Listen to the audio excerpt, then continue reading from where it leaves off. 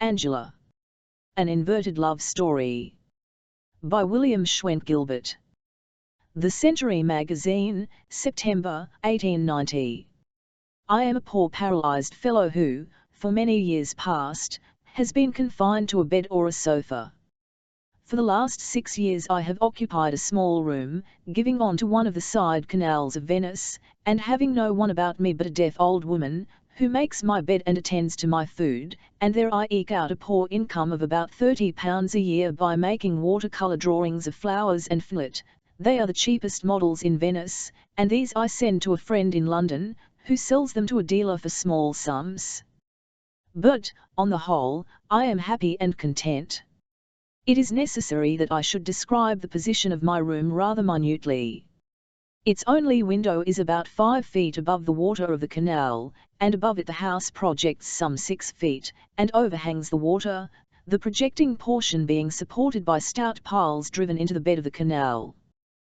This arrangement has the disadvantage, among others, of so limiting my upward view that I am unable to see more than about 10 feet of the height of the house immediately opposite to me, although, by reaching as far out of the window as my infirmity will permit, I can see for a considerable distance up and down the canal, which does not exceed 15 feet in width. But, although I can see but little of the material house opposite, I can see its reflection upside down in the canal, and I take a good deal of inverted interest in such of its inhabitants as show themselves from time to time, always upside down, on its balconies and at its windows. When I first occupied my room, about 6 years ago, my attention was directed to the reflection of a little girl of 13 or so, as nearly as I could judge, who passed every day on a balcony just above the upward range of my limited field of view. She had a glass of flowers and a crucifix on a little table by her side, and as she sat there, in fine weather, from early morning until dark, working assiduously all the time, I concluded that she earned her living by needlework. She was certainly an industrious little girl, and, as far as I could judge by her upside-down reflection, neat in her dress and pretty. She had an old mother, an invalid, who, on warm days, would sit on the balcony with her, and it interested me to see the little maid wrap the old lady in shawls, and bring pillows for her chair, and a stool for her feet, and every now and again lay down her work and kiss and fondle the old lady for half a minute, and then take up her work again. Time went by, and as the little maid grew up, her reflection grew down, and at last she was quite a little woman of, I suppose, 16 or 17. I can only work for a couple of hours or so in the brightest part of the day, so I had plenty of time on my hands in which to watch her movements, and sufficient imagination to weave a little romance about her, and to endow her with a beauty which, to a great extent, I had to take for granted.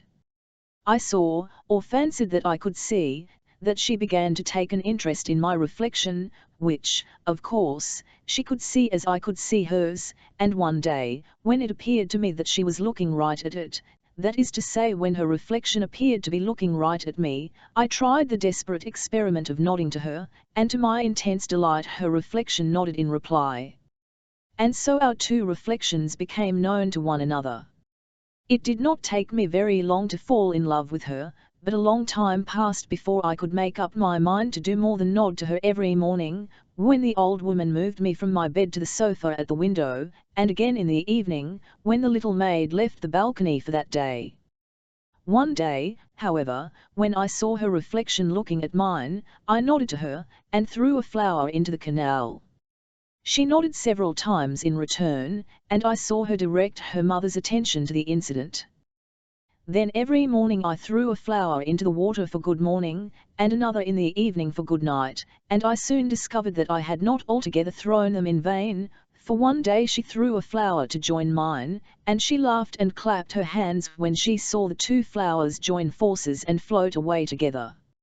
And then every morning and every evening she threw her flower when I threw mine, and when the two flowers met she clapped her hands, and so did I, but when they were separated, as they sometimes were, owing to one of them having met an obstruction which did not catch the other, she threw up her hands in a pretty affectation of despair, which I tried to imitate but in an English and unsuccessful fashion.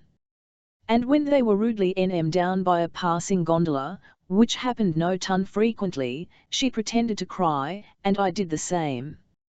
Then, in pretty pantomime, she would point downwards to the sky to tell me that it was destiny that had caused the shipwreck of our flowers, and I, in pantomime, not nearly so pretty, would try to convey to her that destiny would be kinder next time, and that perhaps tomorrow our flowers would be more fortunate, and so the innocent courtship went on. One day she showed me her crucifix and kissed it, and thereupon I took a little silver crucifix that always stood by me, and kissed that, and so she knew that we were one in religion. One day the little maid did not appear on her balcony, and for several days I saw nothing of her, and although I threw my flowers as usual, no flower came to keep it company. However, after a time, she reappeared, dressed in black, and crying often, and then I knew that the poor child's mother was dead, and, as far as I knew, she was alone in the world. The flowers came no more for many days, nor did she show any sign of recognition, but kept her eyes on her work, except when she placed her handkerchief to them. And opposite to her was the old lady's chair, and I could see that, from time to time, she would lay down her work and gaze at it, and then a flood of tears would come to her relief. But at last one day she roused herself to nod to me, and then her flower came, day by day, and my flower went forth to join it, and with varying fortunes the two flowers sailed away as of yore. But the darkest day of all to me was when a good-looking young gondolier, standing right end uppermost in his gondola, for I could see him in the flesh, worked his craft alongside the house, and stood talking to her as she sat on the balcony. They seemed to speak as old friends, indeed, as well as I could make out, he held her by the hand during the whole of their interview, which lasted quite half an hour. Eventually he pushed off, and left my heart heavy within me. But I soon took heart of grace, for as soon as he was out of sight, the little maid threw two flowers growing on the same stem, and a leg 01y of which I could make nothing, until it broke upon me that she meant to convey to me that he and she were brother and sister, and that I had no cause to be sad. And thereupon I nodded to her cheerily, and she nodded to me, and laughed aloud, and I laughed in rhythm, and all went on again as before. Then came a dark and dreary time, for it became necessary that I should undergo treatment that confined me absolutely to my bed for many days, and I worried and fretted to think that the little maid and I should see each other no longer, and worse still, that she would think that I had gone away without even hinting to her that I was going. And I lay awake at night wondering how I could let her know the truth, and 50 plans flitted through my brain, all appearing to be feasible enough at night, but absolutely wild and impracticable in the morning. One day, and it was a bright day indeed for me, the old woman who tended me told me that a gondolier had inquired whether the English senior had gone away or had died, and so I learned that the little maid had been anxious about me, and that she had sent her brother to inquire, and the brother had no doubt taken to her the reason of my protracted absence from the window. From that day, and ever after during my 3 weeks of bed-keeping, a flower was found every morning on the ledge of my window, which was within easy reach of anyone in a boat, and when at last a day came when I could be moved, I took my accustomed place on my sofa at the window, and the little maid saw me, and stood on her head, so to speak, and clapped her hands upside down with a delight that was as eloquent as my right end up delight could be. And so the first time the gondolier passed my window I beckoned to him, and he pushed alongside, and told me, with many bright smiles, that he was glad indeed to see me well again. Then I thanked him and his sister for their many kind thoughts about me during my retreat, and I then learned from him that her name was Angela, and that she was the best and purest maiden in all Venice, and that anyone might think himself happy indeed who could call her sister, but that he was happier even than her brother, for he was to be married to her, and indeed they were to be married the next day. Thereupon my health seemed to swell to bursting, and the blood rushed through my veins so that I could hear it and nothing else for a while. I managed at last to stammer some words of awkward congratulation, and he left me, singing merrily, after asking permission to bring his bride to see me on the morrow as they returned from church.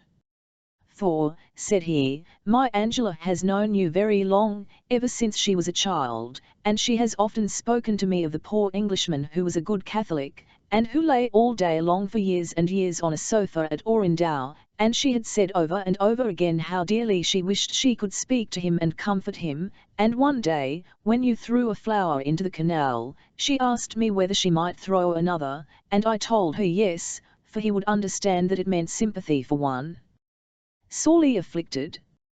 And so I learned that it was pity, and not love, except indeed such love as is akin to pity, that prompted her to interest herself in my welfare, and there was an end of it all.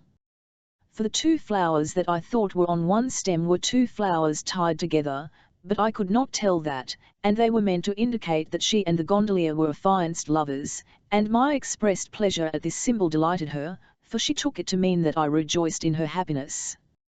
And the next day the gondolier came with a train of other gondoliers, all decked in their holiday garb, and on his gondola sat Angela, happy, and blushing at her happiness. Then he and she entered the house in which I dwelt, and came into my room, and it was strange indeed, after so many years of inversion, to see her with her head above her feet, and then she wished me happiness and a speedy restoration to good health, which could never be, and I in broken words and with tears in my eyes, gave her the little silver crucifix that had stood by my bed or my table for so many years. And Angela took it reverently, and crossed herself, and kissed it, and so departed with her delighted husband. And as I heard the song of the gondoliers as they went their way, the song dying away in the distance as the shadows of the sundown closed around me, I felt that they were singing the requiem of the only love that had ever entered my heart. The Parson's Daughter of Oxney Colne, by Anthony Trollope. London Review, the 2nd of March, 1861. The prettiest scenery in all England, and if I am contradicted in that assertion, I will say in all Europe, is in Devonshire, on the southern and southeastern skirts of Dartmoor, where the rivers Dart and Avon and Tyne form themselves, and where the broken moor is half cultivated, and the wild-looking uplands fields are half moor.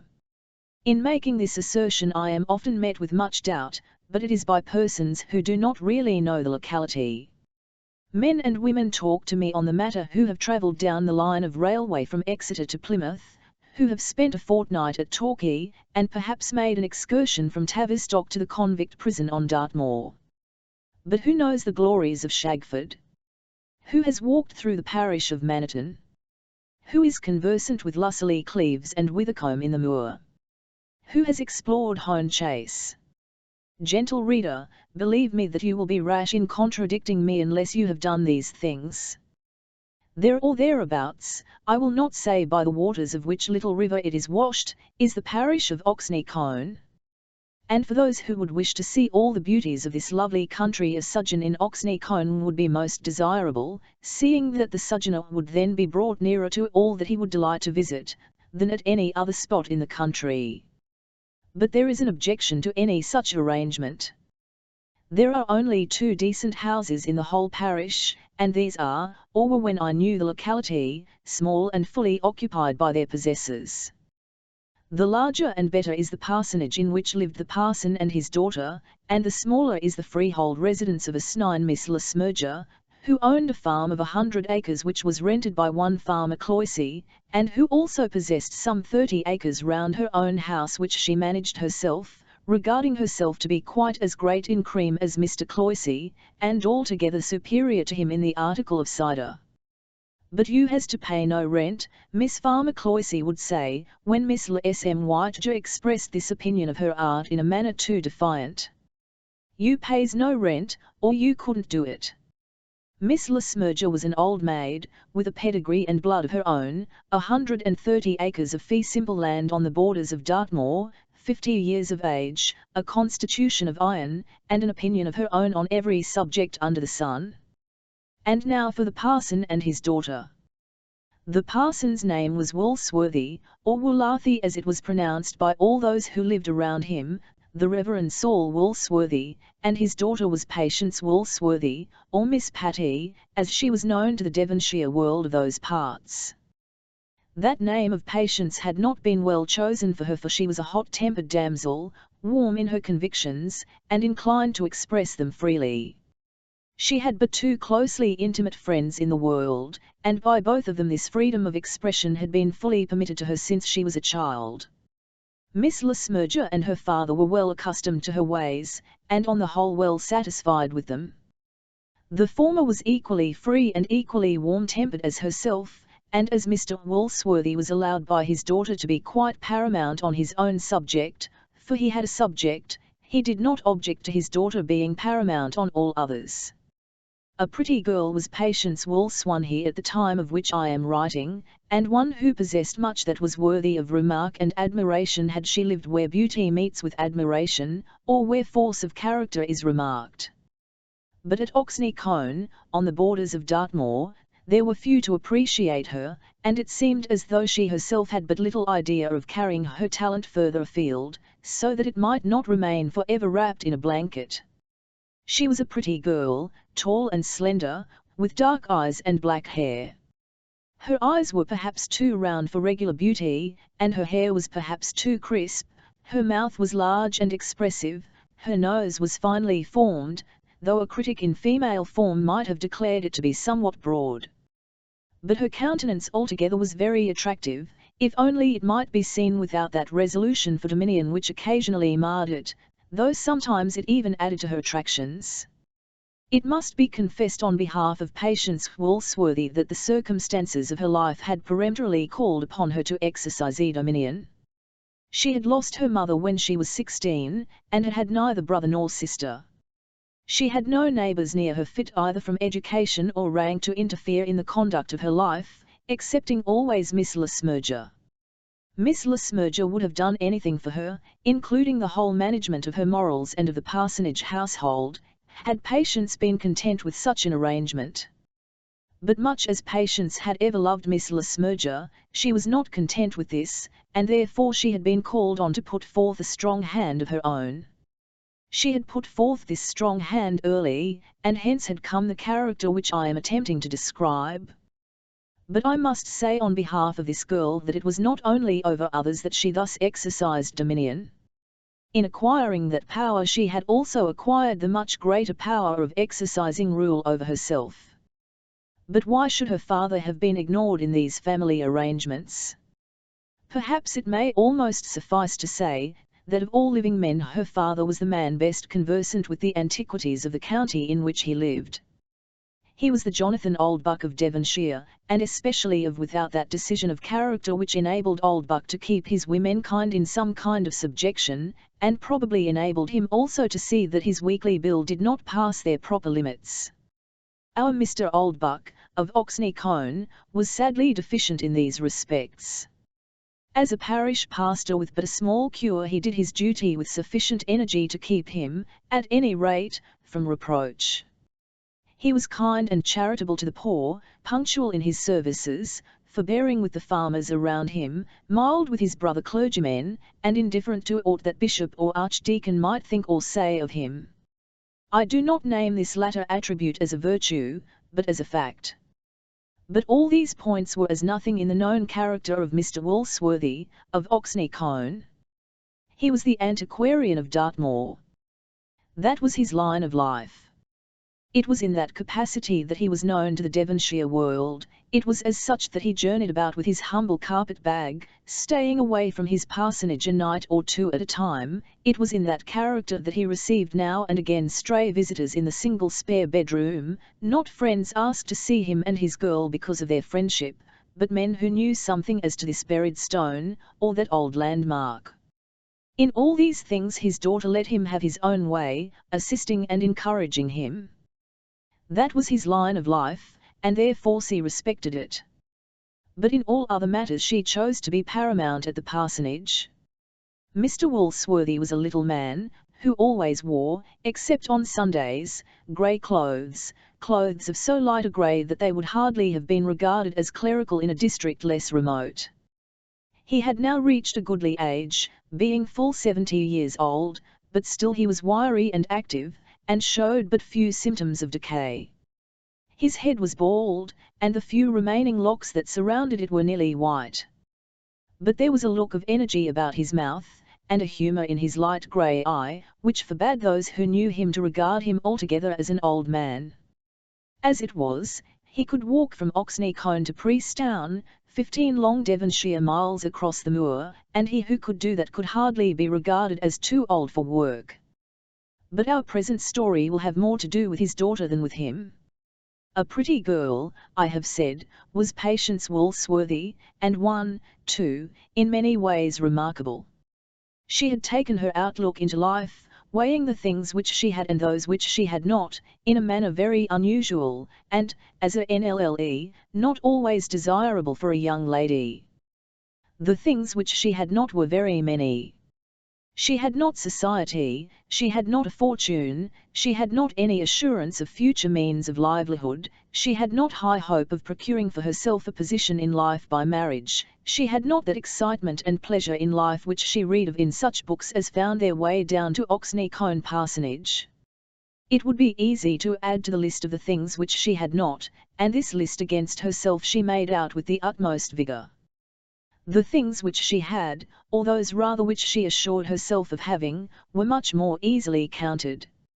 She had the birth and education of a lady, the strength of a healthy woman, and all of her own. Such was the list as she made it out for herself, and I protest that I assert no more than the truth in saying that she never added to it either beauty, wit, or talent.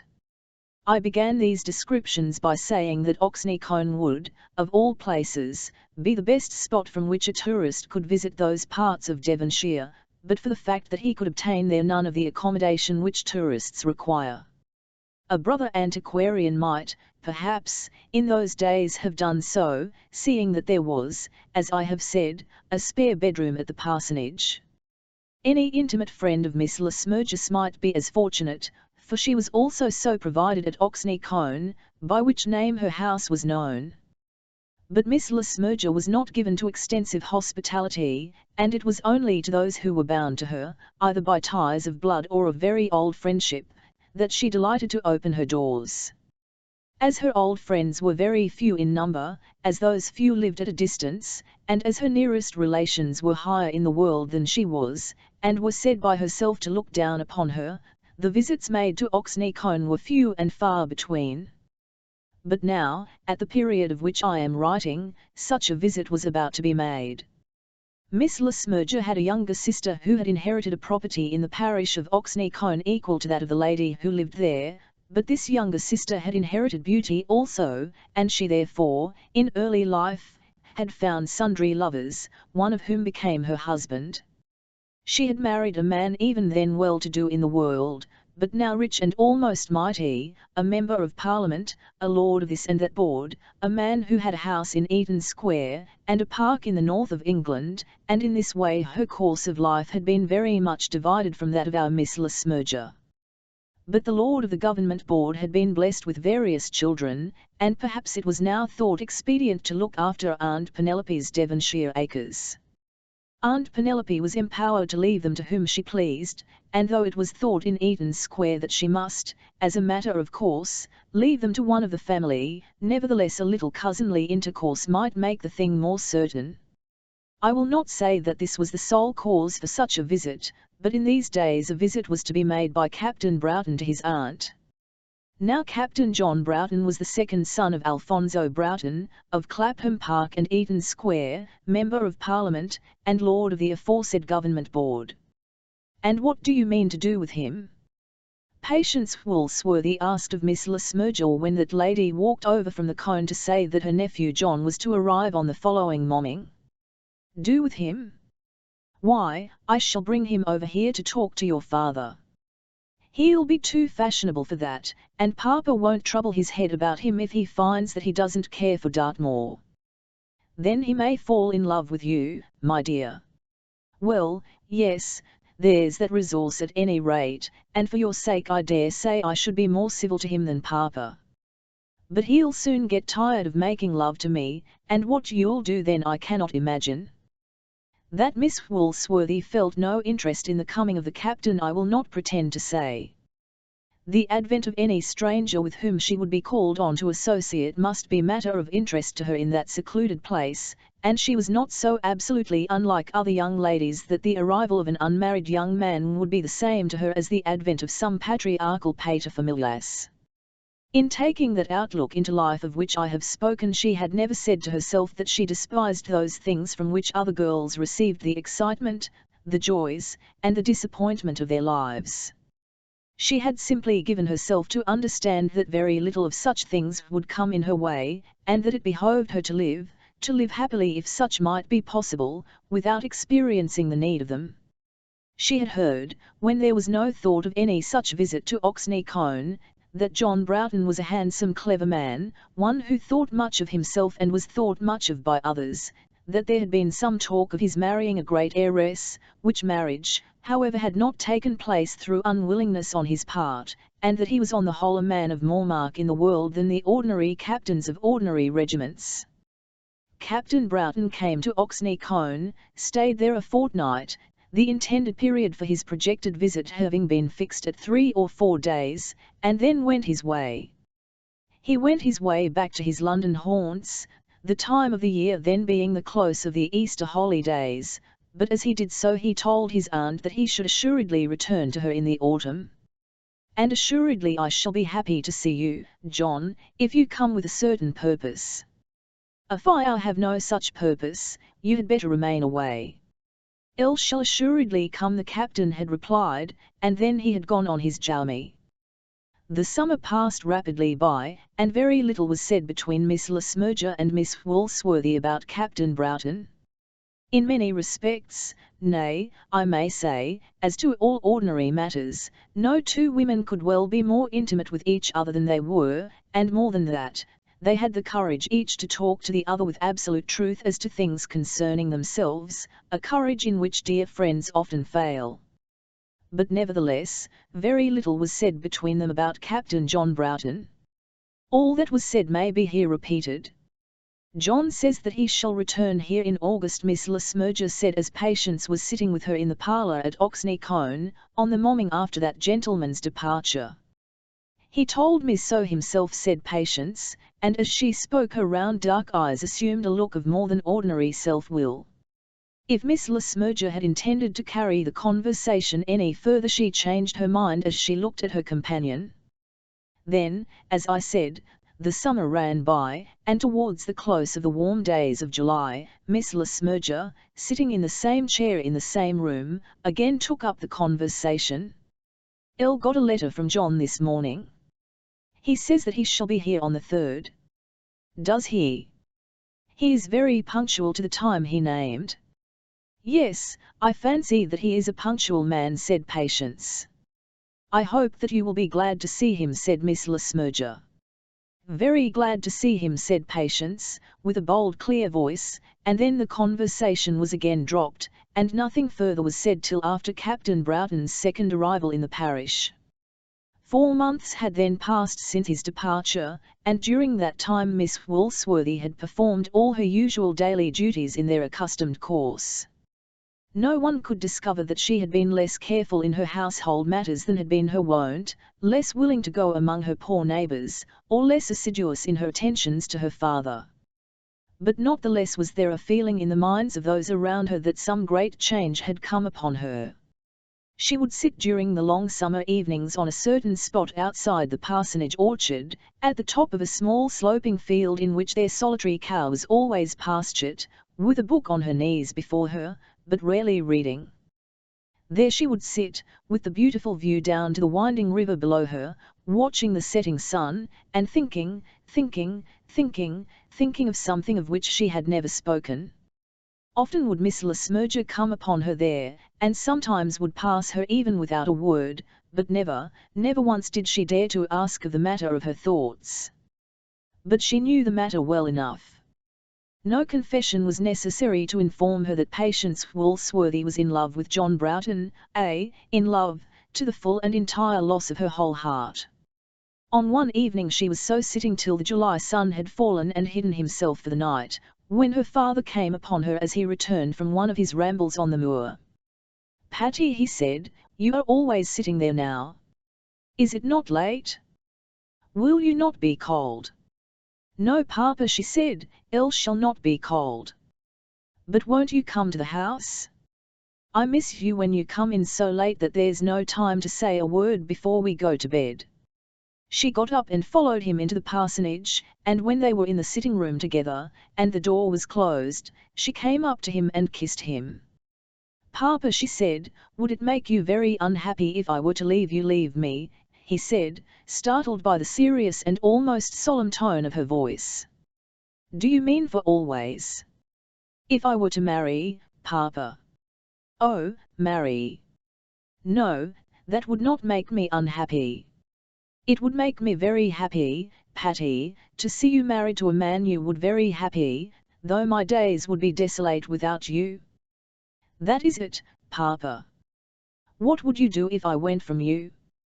"What would it matter, Patty? I should be free, at any rate, from a load which often presses heavy on me now." "What will you do when I shall leave you?" "A few more years and all will be over with me." "But who is it, love? Has anybody said anything to you?" "It was only an idea, Papa. I don't often think of such a thing, but I did think of it then." And so the subject was allowed to pass by. This had happened before the day of the second arrival had been absolutely fixed and made known to Miss Woolsworthy. And then that second arrival took place. The reader may have understood from the words with which Miss Le Smyrger authorised her nephew to make his second visit to Oxney Colne that Miss Woolsworthy's passion was not altogether unauthorised. Captain Broughton had been told that he was not to come unless he came with a certain purpose, and having been so told, he still persisted in coming. There can be no doubt but that he well understood the purport to which his aunt alluded. "I shall assuredly come," he had said. And UE to his word, he was now there. Patience knew exactly the hour at which he must arrive at the station at Newton Abbot, and the time also which it would take to travel over those 12 uphill miles from the station to Oxney. It need hardly be said that she paid no visit to Miss Le Smyrger's house on that afternoon, but she might have known something of Captain Broughton's approach without going thither. His road to the Colne passed by the parsonage gate, and had Patience sat even at her bedroom window she must have seen him. But on such an evening she would not sit at her bedroom and would do nothing which would force her to accuse herself of a restless longing for her lover's coming. It was for him to seek her. If he chose to do so, he knew the way to the parsonage. Miss Le Smyrger, good, dear, honest, hearty Miss Le Smyrger, was in a fever of anxiety on behalf of her friend. It was not that she wished her nephew to marry, rather that she had entertained any such wish when he first came among them. She was not given to matchmaking, and moreover thought, or had thought within herself, that they of Oxney Colne could do very well without any admixture from Eaton Square. Her plan of life had been that when old Mr. Woolsworthy was taken away from Dartmoor, Patience should live with her, and that when she also shuffled off her coil, then Patience Woolsworthy should be the maiden mistress of Oxney Colne and of Mr. Cloyce's farm, to the utter detriment of all the Broughtons. Such had been her plan before nephew John had come among them, a plan not to be spoken of till the coming of that dark day which should make Patience an orphan. But now her nephew had been there, and all was to be altered. Miss Le Smyrger's plan would have provided a companion for her old age, but that had not been her chief object. She had thought more of Patience than of herself, and now it seemed that a prospect of a higher happiness was opening for her friend. "John," she said, as soon as the first greetings were over, "do you remember the last words that I said to you before you went away? Now, for myself, I much admire Miss Le Smyrger's heartiness, but I do not think much of her discretion. It would have been better, perhaps, had she allowed things to take their course." "I can't say that I do," said the captain. At the same time the captain did remember very well what those last words had been. "I'm so glad to see you, so delighted to see you," and then she paused, for with all her courage she hardly dared to ask her nephew whether he had come there with the express purport of asking Miss Woolsworthy to marry him. To tell the truth, for there is no room for mystery within the limits of this short tale, I say, at a word the plain and simple truth, Captain Broughton had already asked that question.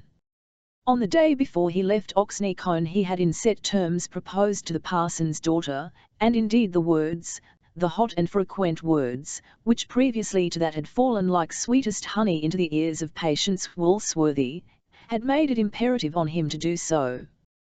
When a man in such a place as that has talked to a girl of love day after day, must not he talk of it to some definite purpose on the day on which he leaves her?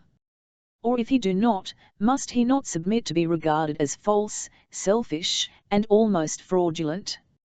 Captain Broughton, however, had asked the question honestly and TNLLY. He had done so honestly and TNLLY, but in words, or, perhaps, simply with a tone, that had hardly sufficed to satisfy the proud spirit of the girl he loved. She by that time had confessed to herself that she loved him with all her heart, but she had made no such confession to him. To him she had spoken no word, granted no favour, that any lover might rightfully regard as a token of love returned. She had listened to him as he spoke, and bade him keep such sayings for the drawing-rooms of his fashionable friends. Then he had spoken out and had asked for that hand, not, perhaps, as a suitor tremulous with hope, but as a rich man who knows that he can command that which he desires to purchase. "You should think more of this," she had said to him at last. "If you would really have me for your wife, it will not be much to you to return here again when time for thinking of it shall have passed by." With these words she had dismissed him, and now he had again come back to Oxney Colne. But still she would not place herself at the window to look for him, nor dress herself in other than her simple morning country dress, nor omit one item of her daily work. If he wished to take her at all, he should wish to take her as she really was, in her plain country life, but he should take her also with full observance of all those privileges which maidens are allowed to claim from their lovers. He should curtail no ceremonious observance because she was the daughter of a poor country parson who would come to him without a shilling, whereas he stood high in the world's books. He had asked her to give him all that she had, and that all she was ready to give, without stint. But the gift must be valued before it could be given or received. He also was to give her as much, and she would accept it as being beyond all price. But she would not allow that which was offered to her was in any degree the more precious because of his outward worldly standing. She would not pretend to herself that she thought he would come to her that afternoon, and therefore she busied herself in the kitchen and about the house, giving directions to her two maids as though the day would pass as all other days did pass in that household. They usually dined at 4, and she rarely, in these summer months, went far from the house before that hour. At 4 precisely she sat down with her father, and then said that she was going up as far as Helfolme after dinner. Helfolme was a solitary farmhouse in another parish, on the border of the moor, and Mr. Woolsworthy asked her whether he should accompany her. "Do, Papa," she said, "if you are not too tired." And yet she had thought how probable it might be that she should meet John Broughton on her walk. And so it was arranged. But, just as dinner was over, Mr. Woolsworthy remembered himself. "Gracious me," he said, "how my memory is going! Gribbles, from Ivybridge, and old John Poulter, from Bovey, are coming to meet here by appointment. You can't put Helfolme off till tomorrow." Patience, however, never put off anything, and therefore at 6 o'clock, when her father had finished his slender modicum of toddy, she tied on her hat and went on her walk. She started F01th with a quick step, and left no word to say by which route she would go. As she passed up along the little lane which led towards Oxney Colne she would not even look to see if he was coming towards her, and when she left the road, passing over a stone stile into a little path which ran first through the upland fields, and then across the moor ground towards Helfolme, she did not look back once, or listen for his coming step. She paid her visit, remaining upwards of an hour with the old bedridden mother of the farmer of Helfolme. "God bless you, my darling," said the old lady as she left her, "and send you someone to make your own path bright and happy through the world." These words were still ringing in her ears with all their significance as she saw John Broughton waiting for her at the first stile which she had to pass after leaving the farmer's haggard.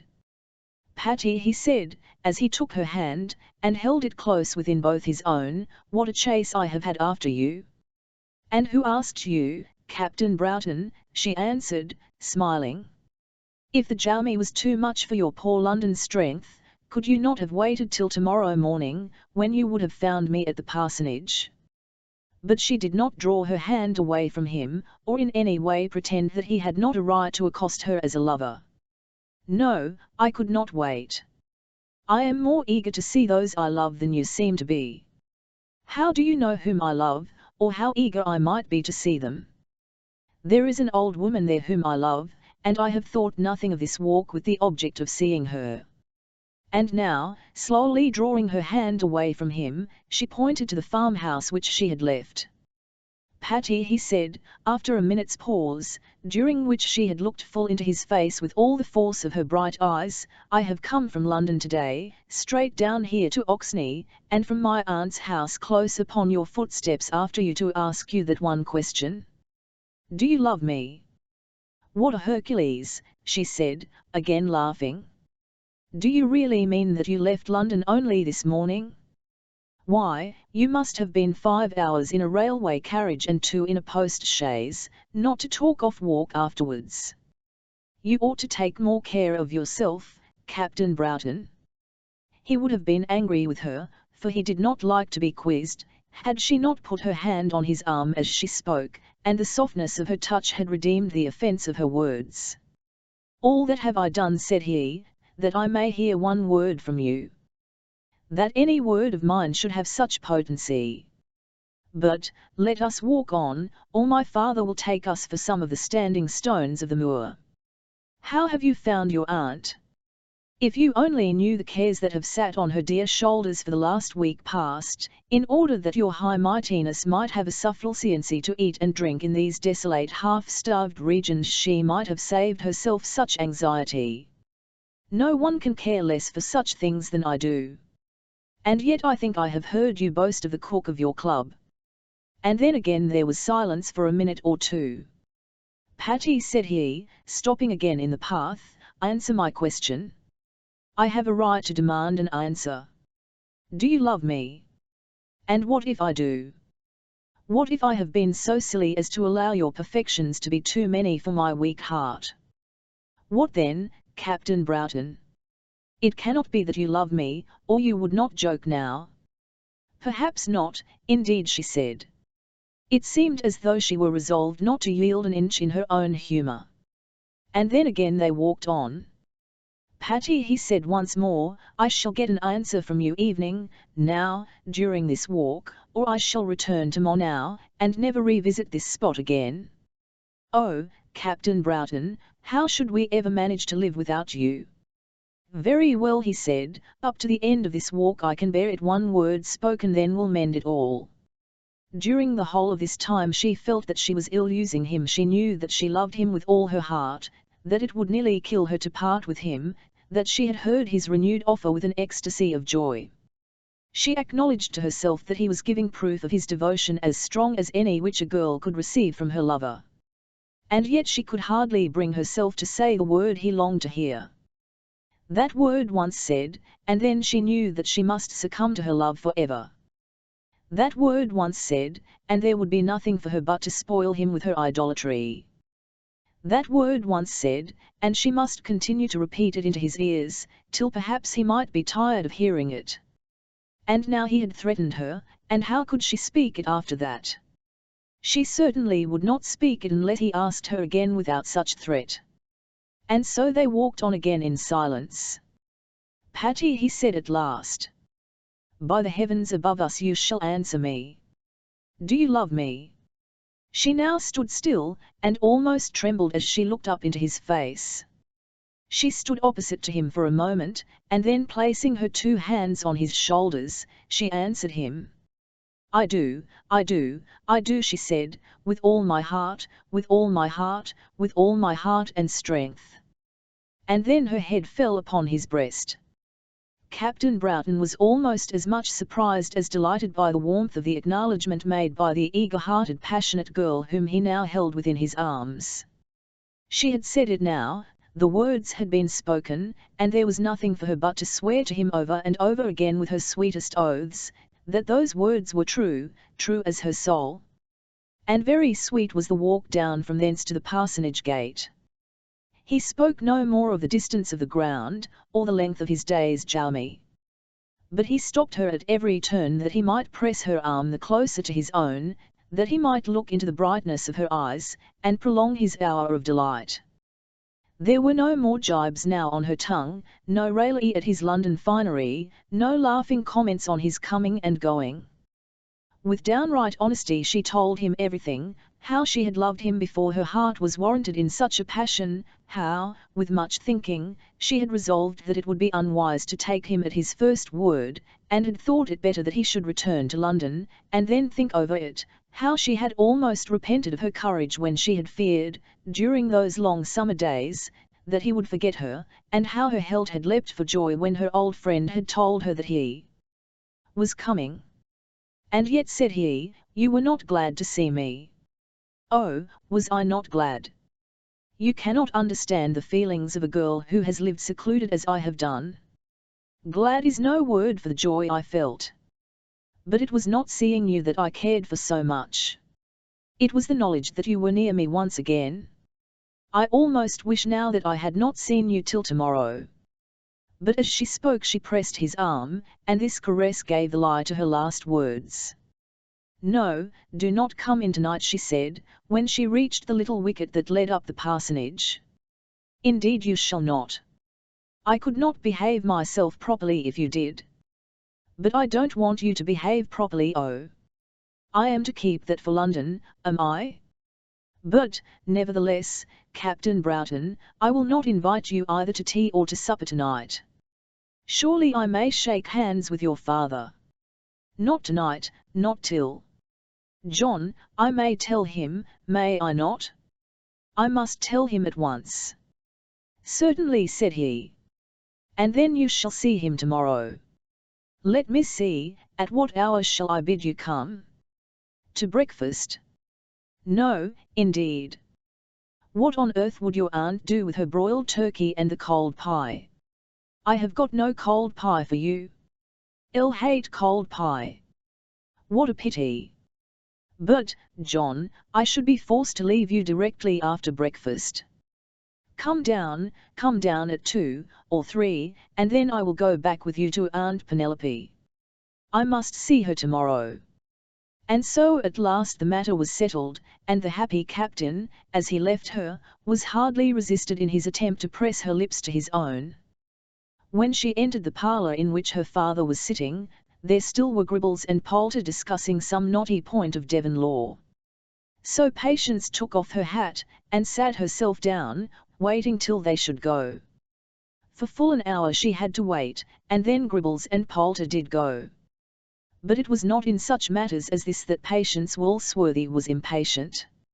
She could wait, and wait, and wait, curbing herself for weeks and months, while the thing waited for was in her eyes good, but she could not curb her hot thoughts or her hot words when things came to be discussed which she did not think to be good.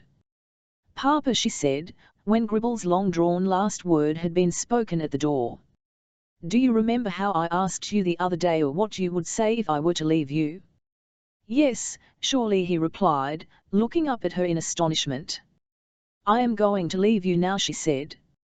Dearest father, how am I to go from you? Going to leave me, said he, thinking of her visit to Helfholm, and thinking of nothing else. Now there had been a story about Helfholm. That bedridden old lady there had a stalwart son, who was now the owner of the Helfholm pastures. But though owner in fee of all those wild acres and of the cattle which they supported, he was not much above the farmers around him, either in manners or education. He had his merits, however, for he was honest, well-to-do in the world, and modest withal. How strong love had grown up, springing from neighbourly kindness, between our Patience and his mother, it needs not here to tell, but rising from it had come another love, or an ambition which might have grown to love.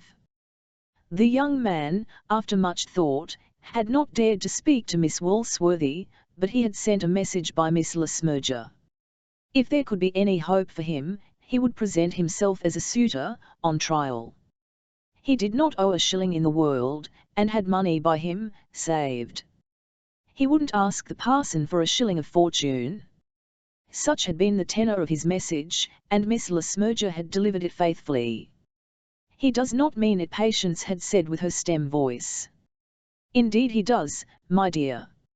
You may be sure he is in earnest," Miss Le Smyrger had replied, "and there is not an honester man in these parts."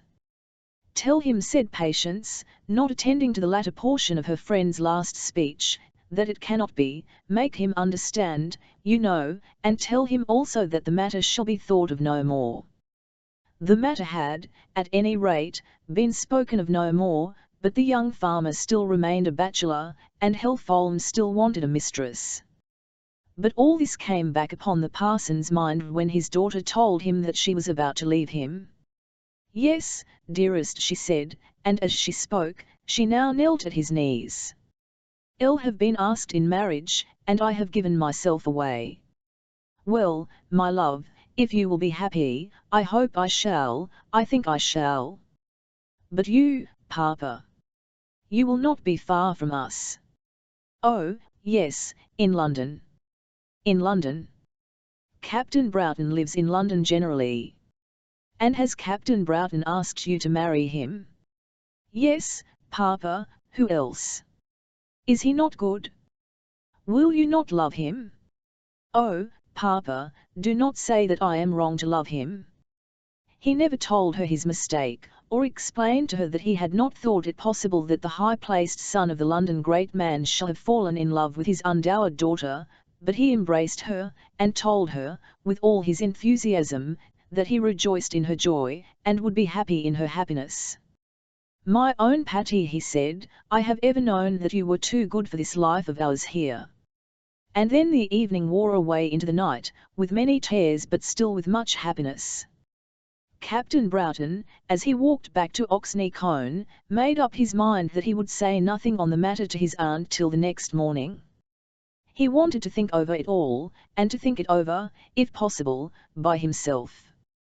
He had taken a step in life, the most important that a man is ever called on to take, and he had to reflect whether or no he had taken it with wisdom.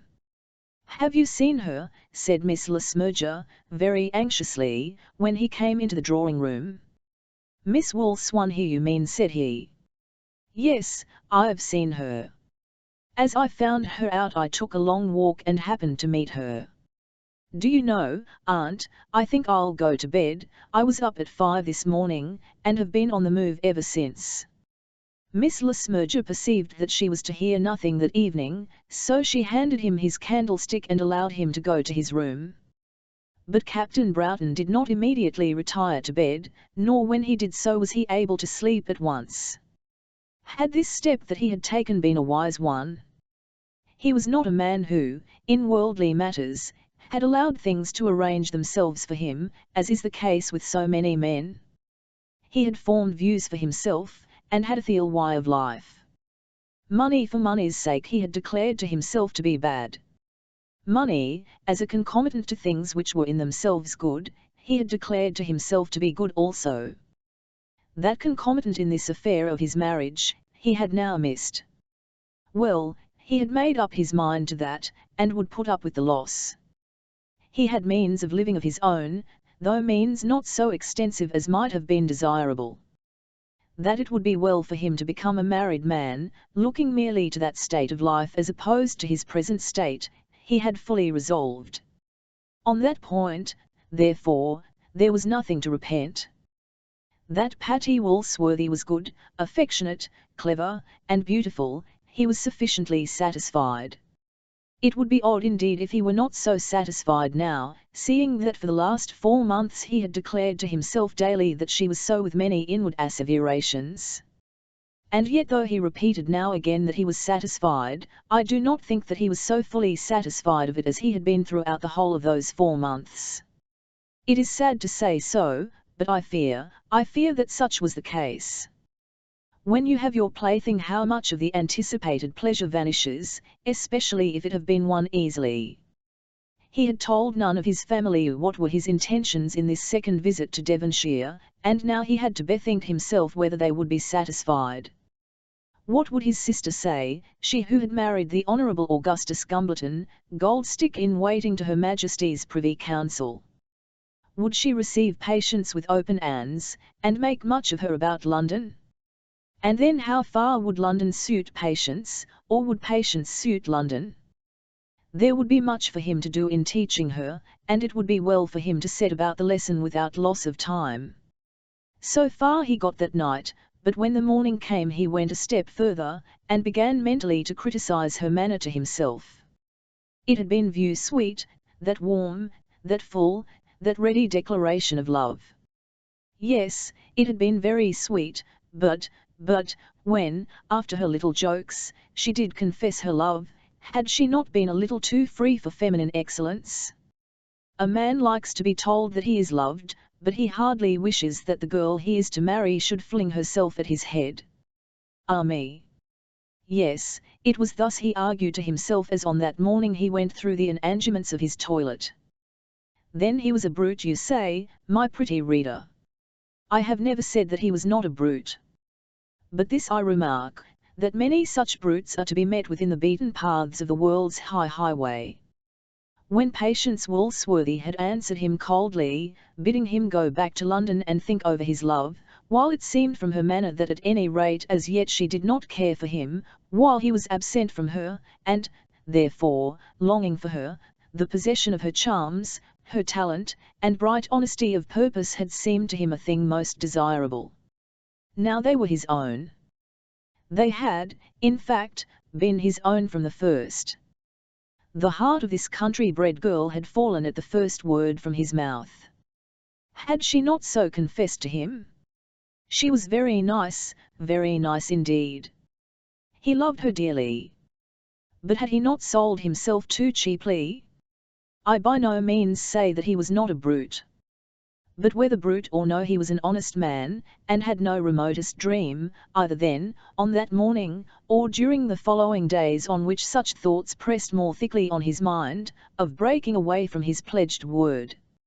At breakfast on that morning he told all to Miss Le Smyrger, and that lady, with warm and gracious intentions, confided to him her purpose regarding her property. "I'll have always regarded Patience as my heir," she said, "and shall do so still." "Oh, indeed," said Captain Broughton. "But it is a great, great pleasure to me to think that she will give back the little property to my sister's child. You will have your mother's, and thus it will all come together again."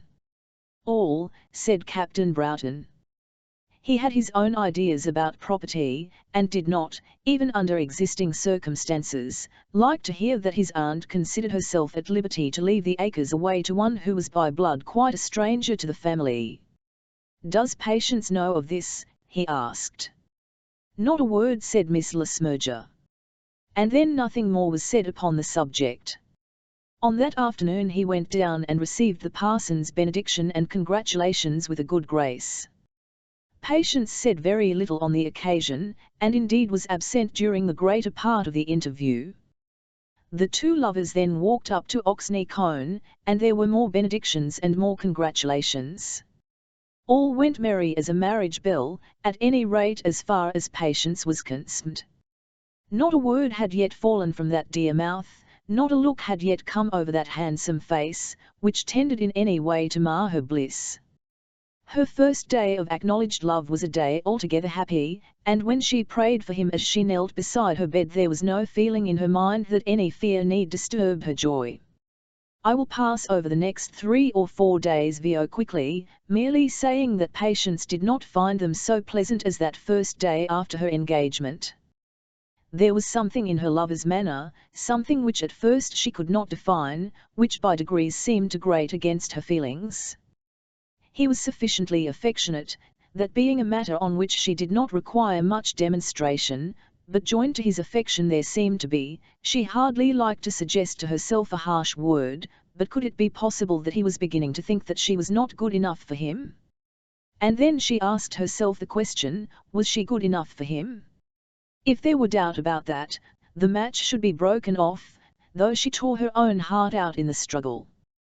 The truth, however, was this, that he had begun that teaching which he had already found to be so necessary.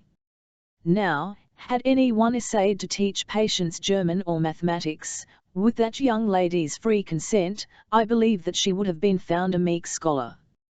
But it was not probable that she would be meek when she found a self-appointed tutor teaching her manners and conduct without her consent. So matters went on for 4 or 5 days, and on the evening of the 5th day, Captain Broughton and his aunt drank tea at the parsonage.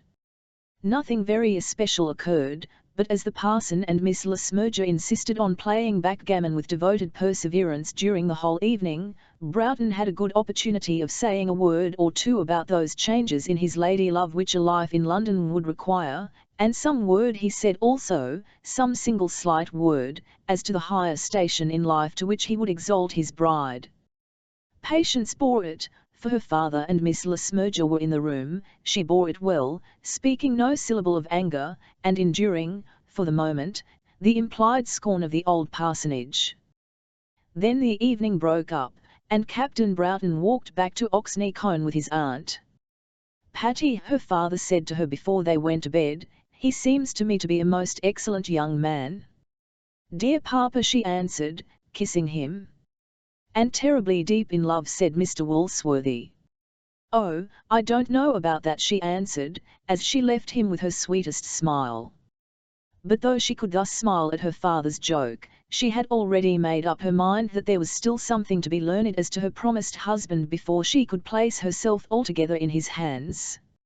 She would ask him whether he thought himself liable to injury from this proposed marriage, and though he should deny any such thought, she would know from the manner of his denial what his TNLE feelings were. And he, too, on that night, during his silent walk with Miss Le Smyrger, had entertained some similar thoughts. "I fear she is obstinate," he had said to himself, and then he had half accused her of being sullen also.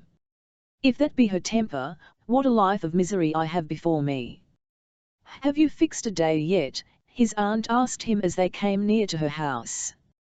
"No, not yet. I don't know whether it will suit me to fix it before I leave." "Why, it was but the other day you were in such a hurry." Yes, I have thought more about it since then."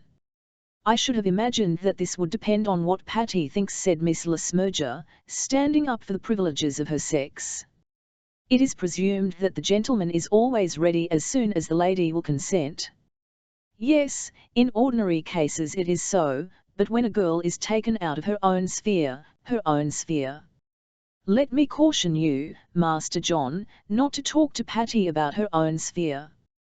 Aunt Penelope, as Patience is to be my wife and not yours, I must claim permission to speak to her on such subjects as may seem suitable to me." And then they parted, not in the best humour with each other. On the following day Captain Broughton and Miss Woolsworthy did not meet till the evening. She had said, before those few ill-omened words had passed her lover's lips, that she would probably be at Miss Le Smyrger's house on the following morning.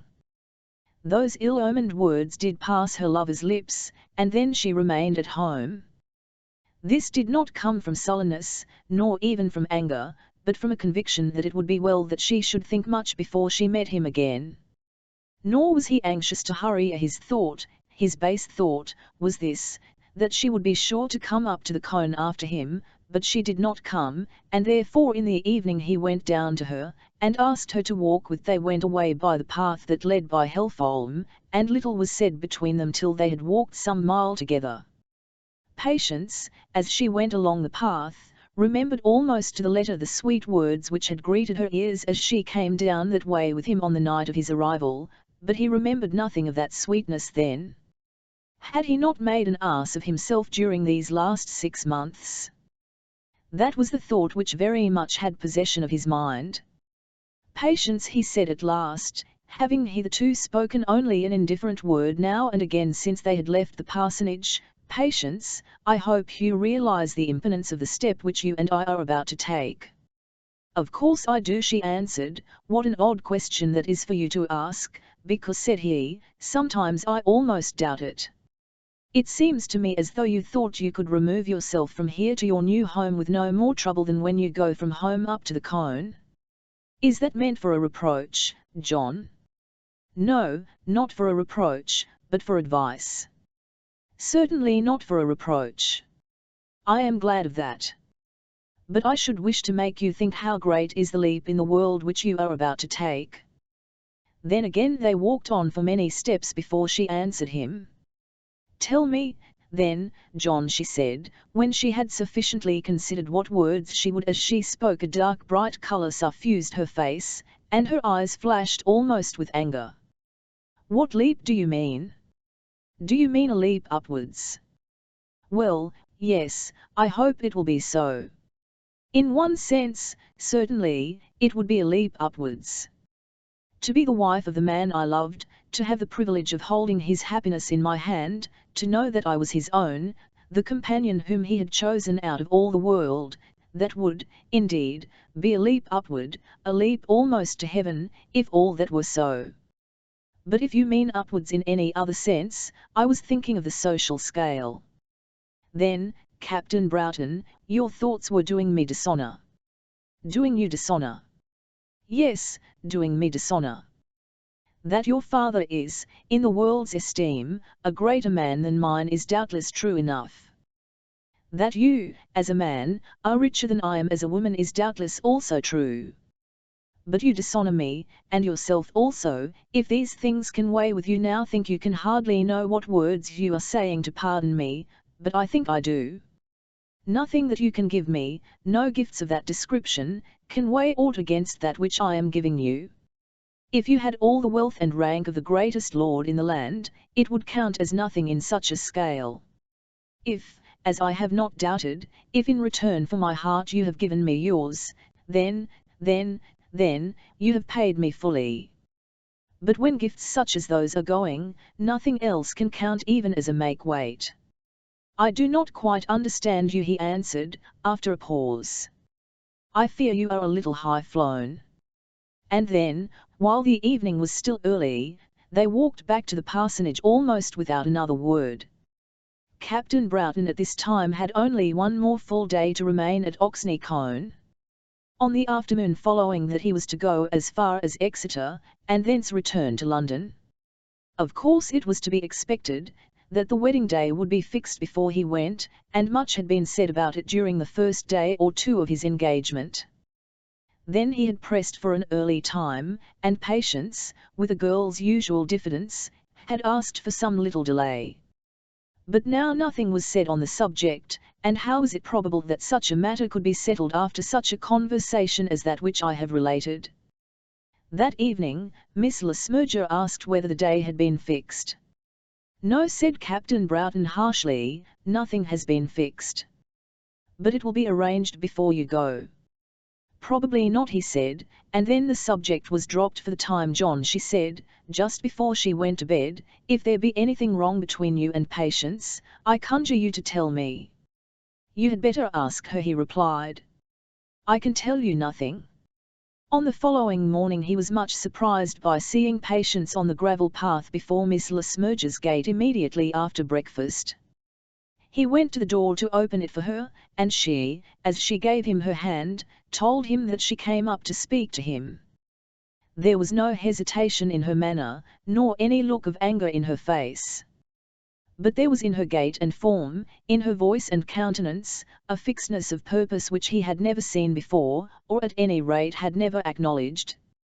Certainly, said he. Shall I come out with you, or will you come upstairs? We can sit down in the summer house, she said, and thither they both went.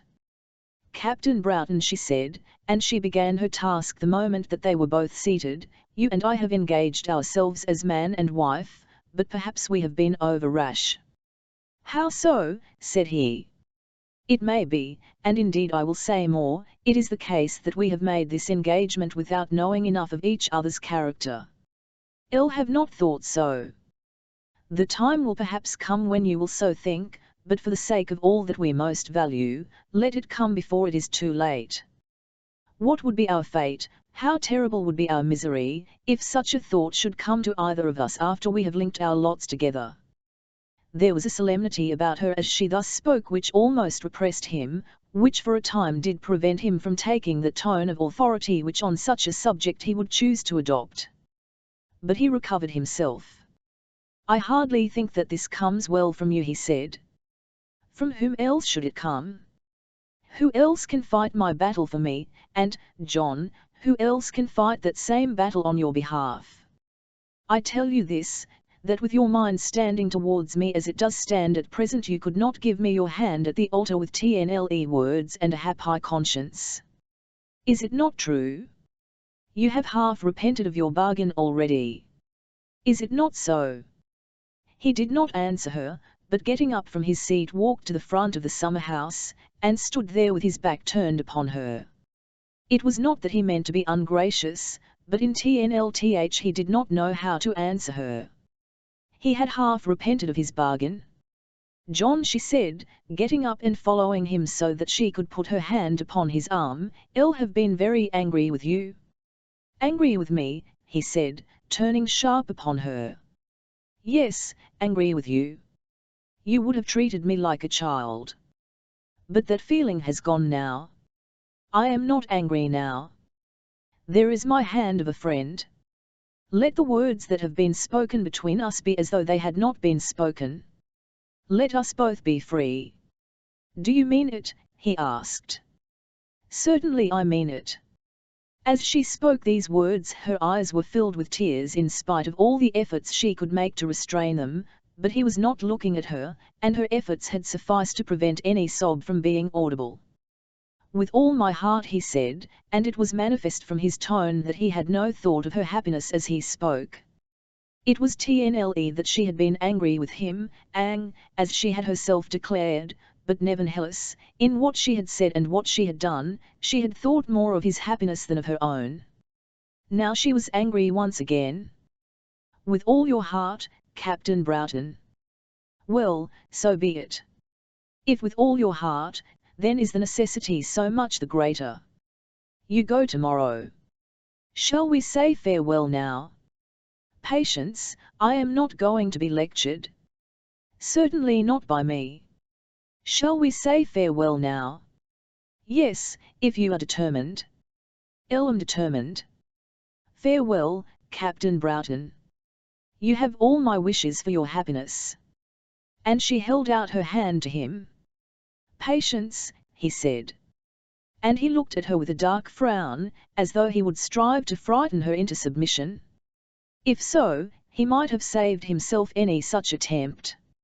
Farewell, Captain Broughton. Give me your hand, for I cannot stay.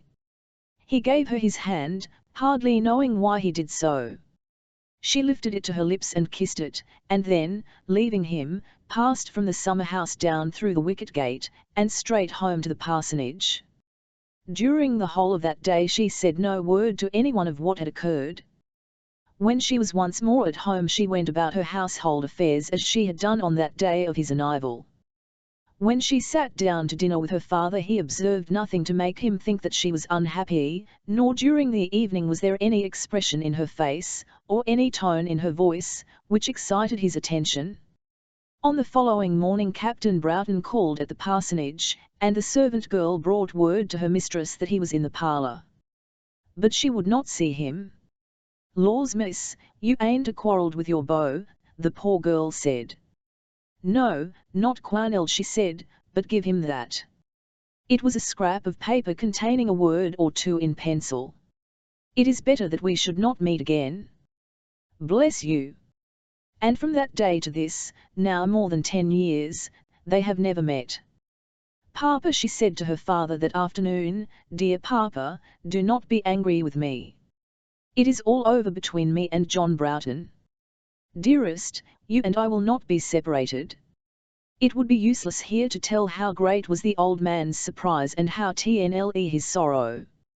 As the tale was told to him no cause was given for anger with anyone. Not a word was spoken against the suitor who had on that day returned to London with a full conviction that now at least he was relieved from his engagement. "Patty, my darling child," he said, "may God grant that it be for the best." "It is for the best," she answered stoutly.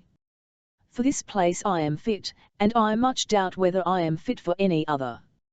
On that day she did not see Miss Le Smurger, but on the following morning, knowing that Captain Broughton had gone off, having heard the wheels of the carriage as they passed by the parsonage gate on his way to the station, she walked up to the cone.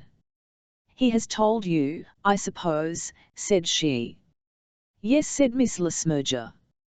"And I will never see him again unless he asks your pardon on his knees." "I have told him so. I would not even give him my hand as he went, but why so, thou kindest one?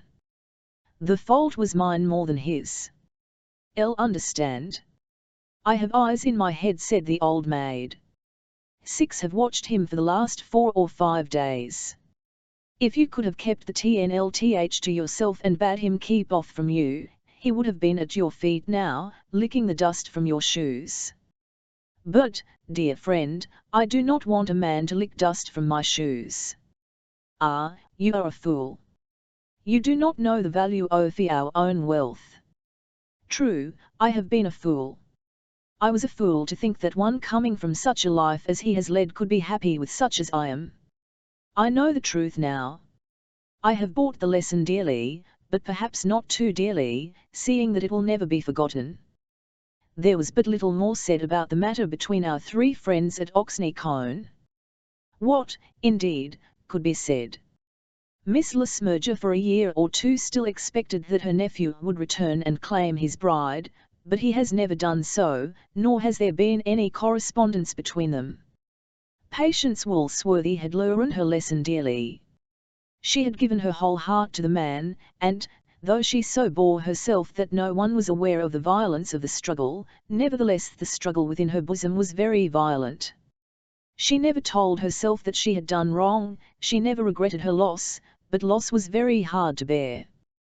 He also had loved her, but he was not capable of a love which could much injure his daily peace.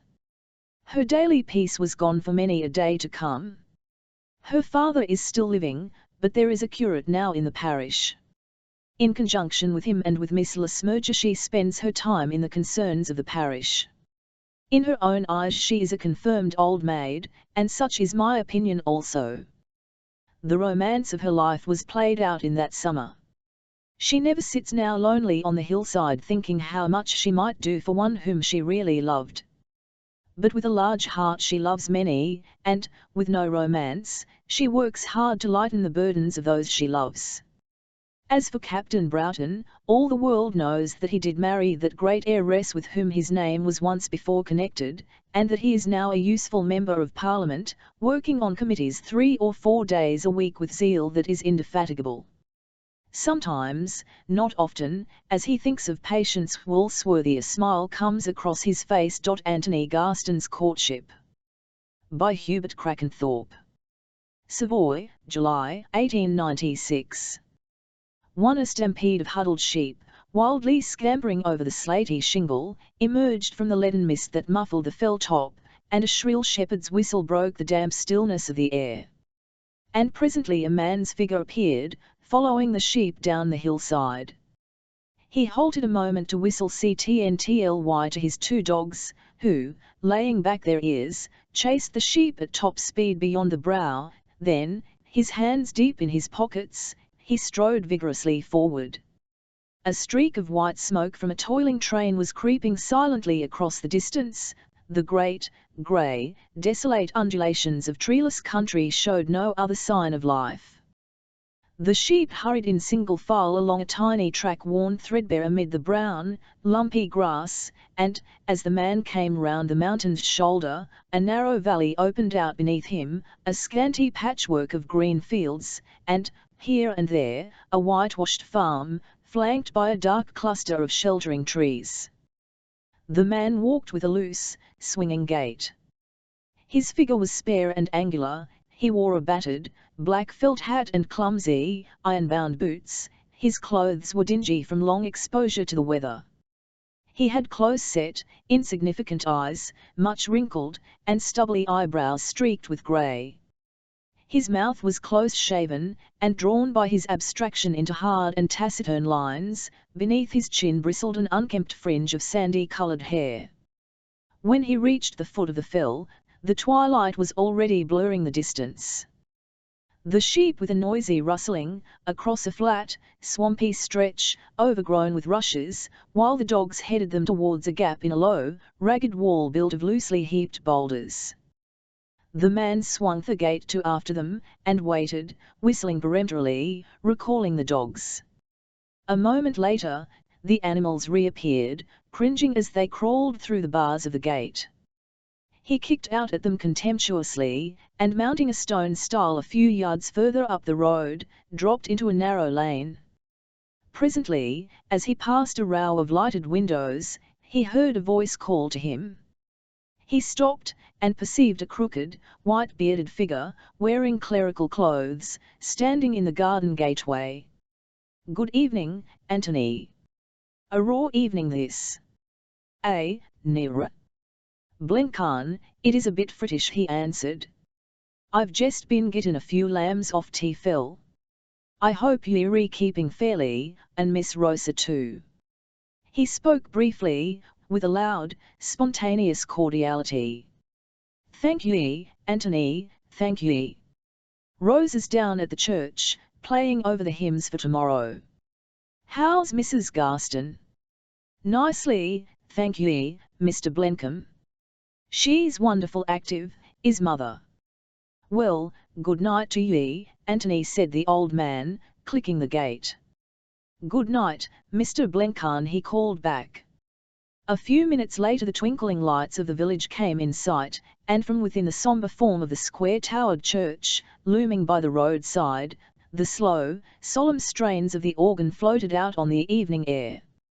Antony lightened his tread, then paused, listening, but, presently, becoming aware that a man stood, listening also, on the bridge some few yards distant, he moved forward again. Slackening his pace, as he approached, he eyed the figure keenly, but the man paid no heed to him, remaining, with his back turned, gazing over the parapet into the dark, gurgling stream. Antony tnldged along the empty village street, past the gleaming squares of ruddy gold, stalling on either side out of the darkness. Now and then he looked furtively backwards. The straight open road lay behind him, glimmering wanly, the organ seemed to have ceased, the figure on the bridge had left the parapet, and appeared to be moving away towards the church. Antony halted, watching it till it had disappeared into the blackness beneath the churchyard trees. Then, after a moment's hesitation, he left the road, and mounted an upland meadow towards his mother's farm. It was a bare, oblong house. In front, a whitewashed porch, and a narrow garden plot, enclosed by a low iron railing, were dimly discernible. Behind the steep fell side loomed like a monstrous, mysterious curtain hung across the night. He passed round the back into the twilight of a wide yard, cobbled and partially grass-grown, vaguely flanked by the shadowy outlines of long, low farm buildings. All was wrapped in darkness. Somewhere overhead a bat fluttered, darting its puny scream. Inside, a blazing peat fire scattered capering shadows across the smooth, stone floor, flickered among the dim rows of hams suspended from the ceiling and on the panelled cupboards of dark, glistening oak. A servant girl, spreading the cloth for supper, clattered her clogs in and out of the kitchen. Old Mrs. Garstin was stooping before the hearth, tremulously turning some girdle cakes that lay roasting in the embers. At the sound of Anthony's heavy tread in the passage, she rose, glancing sharply at the clock above the chimney-piece. She was a heavy-built woman, upright, stalwart almost, despite her years. Her face was gaunt and sallow, deep wrinkles accentuated the hardness of her features. She wore a black widow's cap above her iron-grey hair, gold-rimmed spectacles, and a soiled, checkered apron. "Ye river late, Tony," she remarked querulously. He unloosened his woolen neckerchief, and when he had hung it methodically with his hat behind the door, I answered, "'Twas terrible thick on T-Fell top, and them two bitches be that senseless." She caught his sleeve, and, through her spectacles, suspiciously scrutinized his face. "Ye did na meet wit Rosa Blencarn?" "Nay, she was in church, him playing, W.R. Luke Stock Hagen Rune door," he retorted bitterly, rebuffing her with rough impatience. She moved away, nodding sententiously to herself. They began supper, neither spoke. Antony sat slowly stirring his tea, and staring moodily into the flames. the bacon on his plate lay untouched. From time to time his mother, laying down her knife and fork, looked across at him in unconcealed asperity, pursing her wide, ungainly mouth. At last, abruptly setting down her cup, she broke out, "I wonder ye have na mair pride, Tony. For hoe lang are ye going to continue settin' mopin' and broodin' like a sex sheep? Ye'll jest mak yerself ill, and then I reckon what ye'll prove satisfied. But I wonder ye have na more pride." But he made no answer, remaining unmoved, as if he had not heard. Presently, half to himself, without raising his eyes, he murmured, "Luke be going south, Monday. Well, you canna tarve oop his leavings anyways. It hasna come to that, has it? Ye don't intend settin' all tea parish a laughing at ye a second occasion?" He flushed dully, and bending over his plate, mechanically began his supper. "Why dang it," he broke out a minute later, "do ye think I heed the cacklin' o' 50 parishes? Nah, not and, with a short, grim laugh, he brought his fist down heavily on the oak table. "Ye re daft, Tony," the old woman blurted. "Daft or na daft, I tell ye this, mother, that I be 46 year o' age this back end, and there be some things I will na listen to. Rosa Blencarn's bonny enough for me. Bonny enough, I've na patience wi'. Bonny enough, tricked hoot in her furbelows, Gorlevantin wit every royster fra Petrith. Bonny enough, that be all you think on. She's been a proper parson's niece, the giddy, feckless creature, and she'd mak ye a proper sort o' wife, Tony Garston, ye great, fond booby." She pushed back her chair, and, hurriedly clattering the crockery, began to clear away the supper. "T hoose be mine, t Lord be praised," she continued in a loud, hard voice, "and as long as he spare me, Tony, I'll na see Rosa Blencarn set foot inside it." Anthony scowled, without replying, and drew his chair to the hearth. His mother bustled about the room behind him. After a while she asked, "Did you pen tea lambs in tea backfield?" "Nah, they are in Hullam Bottom," he answered curtly. The door closed behind her, and by he could hear her moving overhead. Meditatively blinking, he filled his pipe clumsily, and pulling a crumpled newspaper from his pocket, sat on over the smouldering fire, reading and stolidly puffing. 2. The music rolled through the dark, empty church. The last, leaden flicker of daylight glimmered in through the pointed windows, and beyond the level rows of dusky pews, tenanted only by a litter of prayer books, 2 guttering candles revealed the organ pipes, and the young girl's swaying figure. She played vigorously. Once or twice the tune stumbled, and she recovered it impatiently, bending over the keyboard, showily flourishing her wrists as she touched the stops. She was bareheaded, her hat and cloak lay beside her on a stool. She had fair, fluffy hair, cut short behind her neck, large, round eyes, heightened by a fringe of dark lashes, rough, ruddy cheeks, and a rosy, full-lipped, unstable mouth. She was dressed quite simply, in a black, close-fitting bodice, a little frayed at the sleeves. Her hands and neck were coarsely fashioned, her comeliness was brawny, literal, unfinished, as it were. When at last the ponderous chords of the Amen faded slowly into the twilight, flushed, breathing a little quickly, she paused, listening to the stillness of the church. Presently a small boy emerged from behind the organ. "Good evening, Miss Rosa," he called, trotting briskly away down the aisle. "Good night, Robert," she answered, absently. After a while, with an impatient gesture, as if to shake some importunate thought from her mind, she rose abruptly, pinned on her hat, threw her cloak round her shoulders, blew out the candles, and groped her way through the church, towards the half-open door. As she hurried along the narrow pathway that led across the churchyard, of a sudden, a figure started out of the blackness. "Who's that?" she cried, in a loud, frightened voice. A man's uneasy laugh answered her. It's only me, Rosa. I didn't think to scare ye. I've been waiting for ye, this hour past. She made no reply, but quickened her pace. He strode on beside her. I'm off, Monday, ye know, he continued. And, as she said nothing, will ye na stop just a minute? I'd like to speak a few words ye before I go, and tomorrow I have TGIT over T Scarsdale bitims, he persisted. Don't want to speak ye, I don't want ever to see ye again. I just hate the sight o' ye. She spoke with a vehement, concentrated hoarseness. Nay, but ye must listen to me. I will now be put off wit fraction's speeches. And gripping her arm, he forced her to stop. Loose me, ye great beast, she broke out.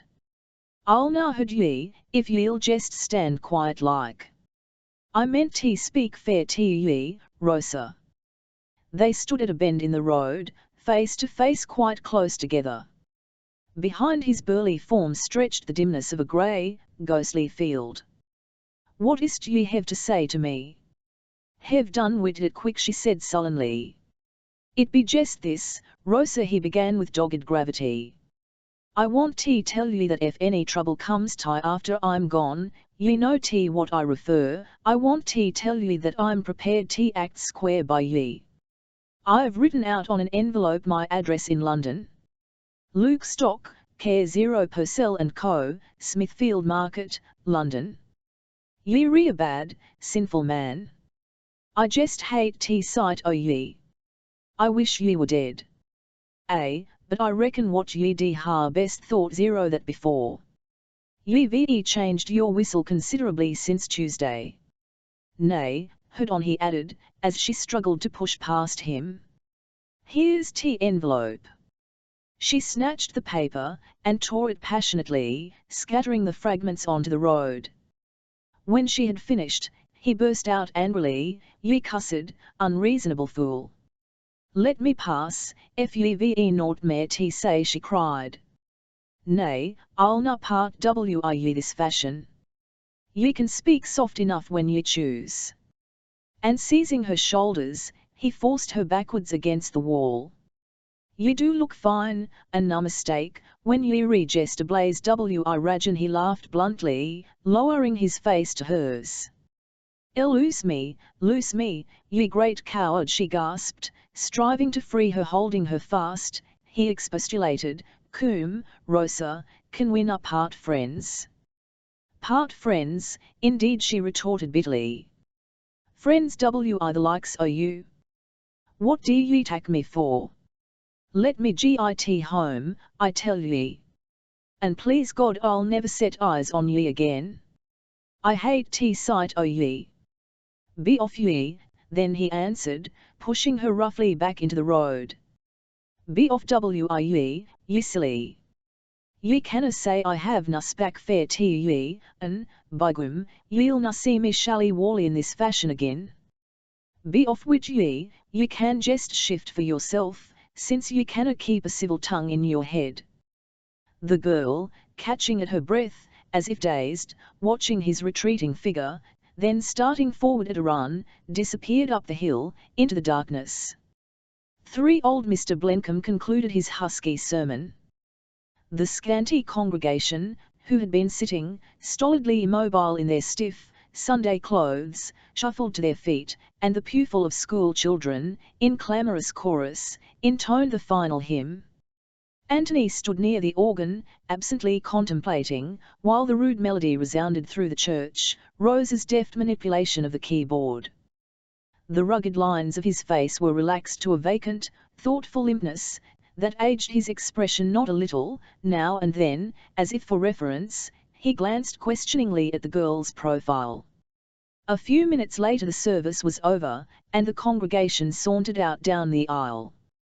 A gawky group of men remained loitering by the church door. One of them called to Anthony, but, nodding curtly, he passed on, and strode away down the road, across the grey upland meadows, towards home. As soon as he had breasted the hill, however, and was no longer visible from below, He turned abruptly to the left, along a small, swampy hollow, till he had reached the lane that led down from the fell side. He clambered over a rugged, moss-grown wall, and stood, gazing expectantly down the dark, disused roadway, then, after a moment's hesitation, perceiving nobody, seated himself beneath the wall, on a projecting slab of stone. Overhead hung a sombre, drifting sky. A gusty wind rollicked down from the fell, huge masses of chilly grey, stripped of the last night's mist. A few dead leaves fluttered over the stones, and from off the fell side there floated the plaintive, quavering rumour of many bleating sheep. Before long, he caught sight of two figures coming towards him, slowly climbing the hill. He sat awaiting their approach, fidgeting with his sandy beard, and abstractedly grinding the ground beneath his heel. At the brow they halted, plunging his hands deep into his pockets. He strolled sheepishly towards them. "Ah! Good day to ye," Antony called the old man, in a shrill, breathless voice. "'Tis a long hill, and my legs are not what they were. Time was when I'd think naught o' a whole day's tramp on t' fells. I'm gettin' feeble, Antony, that's what 'tis. And if Rosa here wasn't the great, strong lass she is, I don't know how her old Uncle D manage," and he turned to the girl with a proud, tremulous smile. "Will you take my arm a bit, Mr. Blencarn? Miss Rose'll be tired, likely," Antony asked. "Nay, Mr. Garstin, but I can manage nicely," the girl in turn looked at sharply. Antony looked up at her as she spoke. She wore a straw hat, trimmed with crimson velvet, and a black, fur-edged cape, that seemed to set off mightily the fine whiteness of her neck. Her large, dark eyes were fixed upon him. He shifted his feet uneasily, and dropped his glance. She linked her uncle's arm in hers, and the three moved slowly forward. Old Mr. Blencarn walked with difficulty, pausing at intervals for breath. Antony, his eyes bent on the ground, sauntered beside him, clumsily kicking at the cobbles that lay in his path. When they reached the vicarage gate, the old man asked him to come inside. "Not just now, thank ye, Mr. Blenheim. I've that lot o' lambs to see to before dinner. It's a grand moment, this," he added, inconsequently. "Uncle's bought a nice lot o' leghorns, Tuesday," Rosa remarked. Antony met her gaze. There was a grave, subdued expression on her face this morning, that made her look more of a woman, less of a girl. Do you show him the birds, Rosa? I'd be glad to have his opinion on." The old man turned to hobble into the house, and Rosa, as she supported his arm, called back over her shoulder, "I'll not be a minute, Mr. Garstin."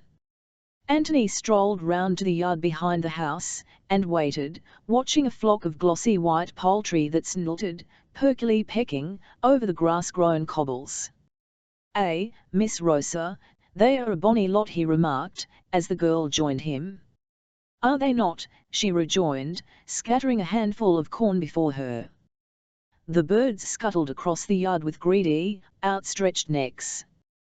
The two stood, side by side, gazing at them. "What did he give for 'em?" Antony asked. 55 shillings. He assented, nodding absently. "Was Dr. Sanderson na seeing o' your father yesterday?" he asked, after a moment. "He came in tea for a noon. He said he was jest na worse.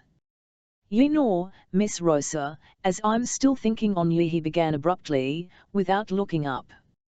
"I reckon it ain't much use," she answered shortly, scattering another handful of corn towards the birds. "'Ell reckon I'll never marry. I'm jest weary zero being courted." "I would na weary ye wi courtin'," he interrupted. She laughed noisily. "Ye are a queer customer, and no mistake I'm a match for Luke stock anyway," he continued fiercely.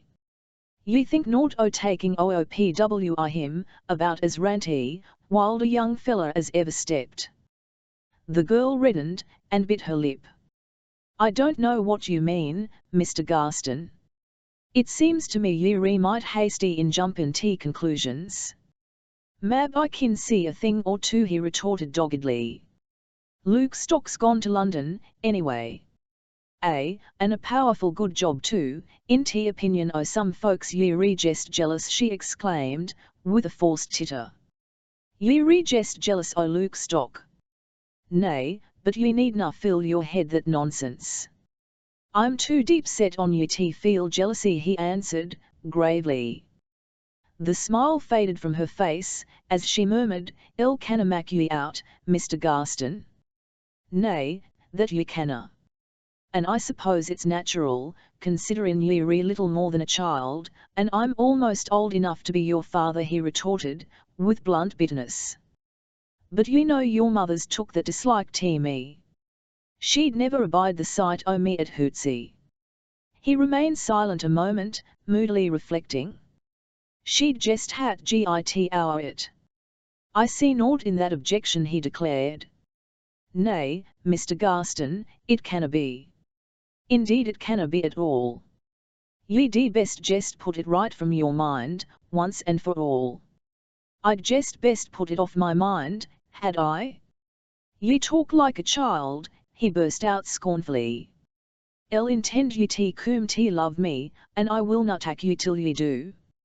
I'll jest go on waiting for ye, and, mark my words, my day you'll cum at last." He spoke loudly, in a slow, stubborn voice, and stepped suddenly towards her. With a faint, frightened she shrank back into the doorway of the hen house. "Ye talk like a prophet. Ye sort zero scare me." He laughed grimly, and paused, reflectively scanning her face. He seemed about to continue in the same strain, but, instead, turned abruptly on his heel, and strode away through the garden gate.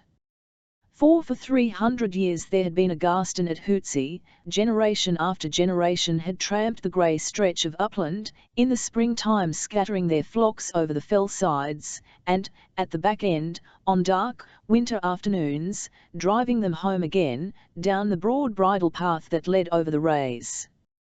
They had been a race of few words, keeping themselves to themselves, as the phrase goes, beholden to no man, filled with a dogged, churlish pride, an upright, old-fashioned race, stubborn, long-lived, rude in speech, slow of resolve.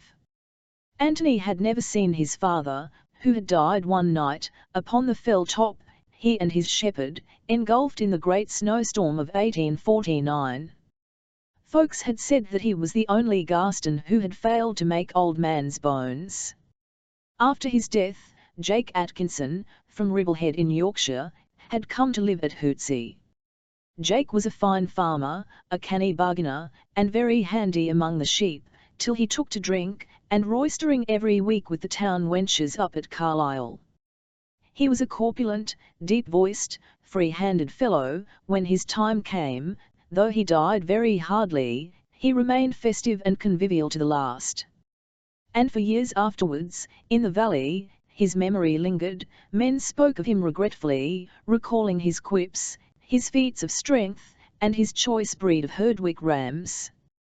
But he left behind him a host of debts up at Carlisle, in Penrith, and in almost every market town, debts that he had long ago pretended to have paid with money that belonged to his sister. The widow Garstin sold the 12 Herdwick rams, and 9 acres of land. Within 6 weeks she had cleared off every penny, and for 13 months, on Sundays, wore her mourning with a mute, forbidding grimness, the bitter thought that, unbeknown to her, Jake had acted dishonestly in money matters, and that he had ended his days in riotous sin, soured her pride, imbued her with a rancorous hostility against all the world.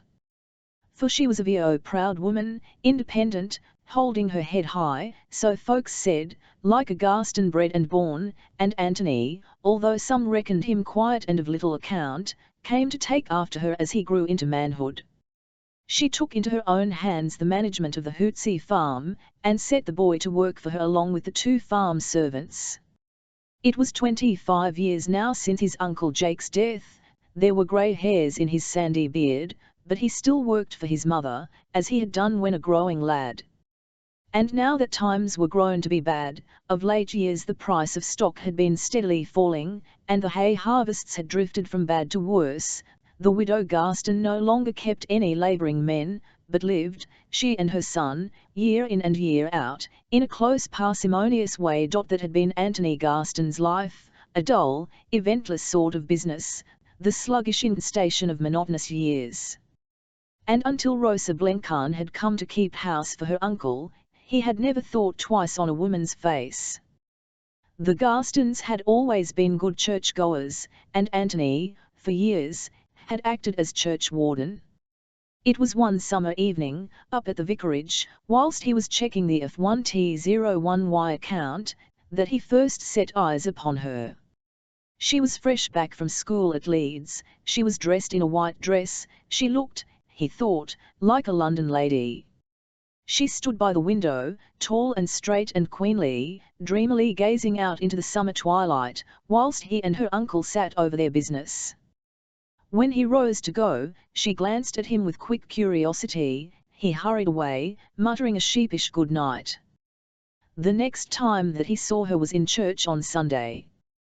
He watched her shyly, with a hesitating, reverential discretion. Her beauty seemed to him wonderful, distant, enigmatic. In the afternoon, young Mrs. Forsyth, from Longscale, dropped in for a cup of tea with his mother, and the two set off gossiping of Rosa Blenkarn, speaking of her freely, in tones of acrimonious contempt. For a long while he sat silent, puffing at his pipe, but at last, when his mother concluded with, "She looks teamy fair stuck OOP, full 02-ish airs and graces despite himself," he burst out, "Ye jest wastin' your breath wi that cackle. I reckon Miss Blenkarn's a different clay to us folks." Young Mrs. Forsyth tittered immoderately, and the next week it was rumoured about the valley that Tony Garstin was gone loony over T. Parsonsmas. But of all this he knew nothing, keeping to himself, as was his wont, and being, besides, busy with the hay harvest, until one day, at dinner-time, Henry Sisson asked if he'd stand his cot-tilting. Jacob Sowerby cried that Tony D been too slow in getting to work, for that the girl had been seen spooning in Crosby Shaw's with Kerr Bison the auctioneer, and the others, there were half a dozen of them lounging round the hay wagon, burst into a boisterous guffaw. Antony flushed dully, looking hesitatingly from the one to the other, then slowly put down his beer can, and of a sudden, seizing Jacob by the neck, swung him heavily on the grass.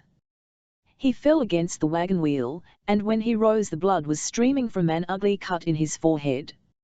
And henceforward Tony Garstin's courtship was the common jest of all the parish. As yet, however, he had scarcely spoken to her, though twice he had passed her in the lane that led up to the vicarage. She had given him a frank, friendly smile, but he had not found the resolution to do more than lift his hat. He and Henry Sisson stacked the hay in the yard behind the house.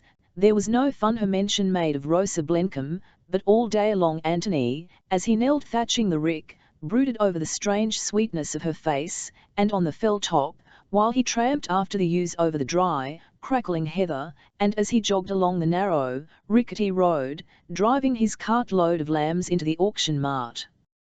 Thus, as the weeks slipped by, he was content with blunt, wistful ruminations upon her indistinct image.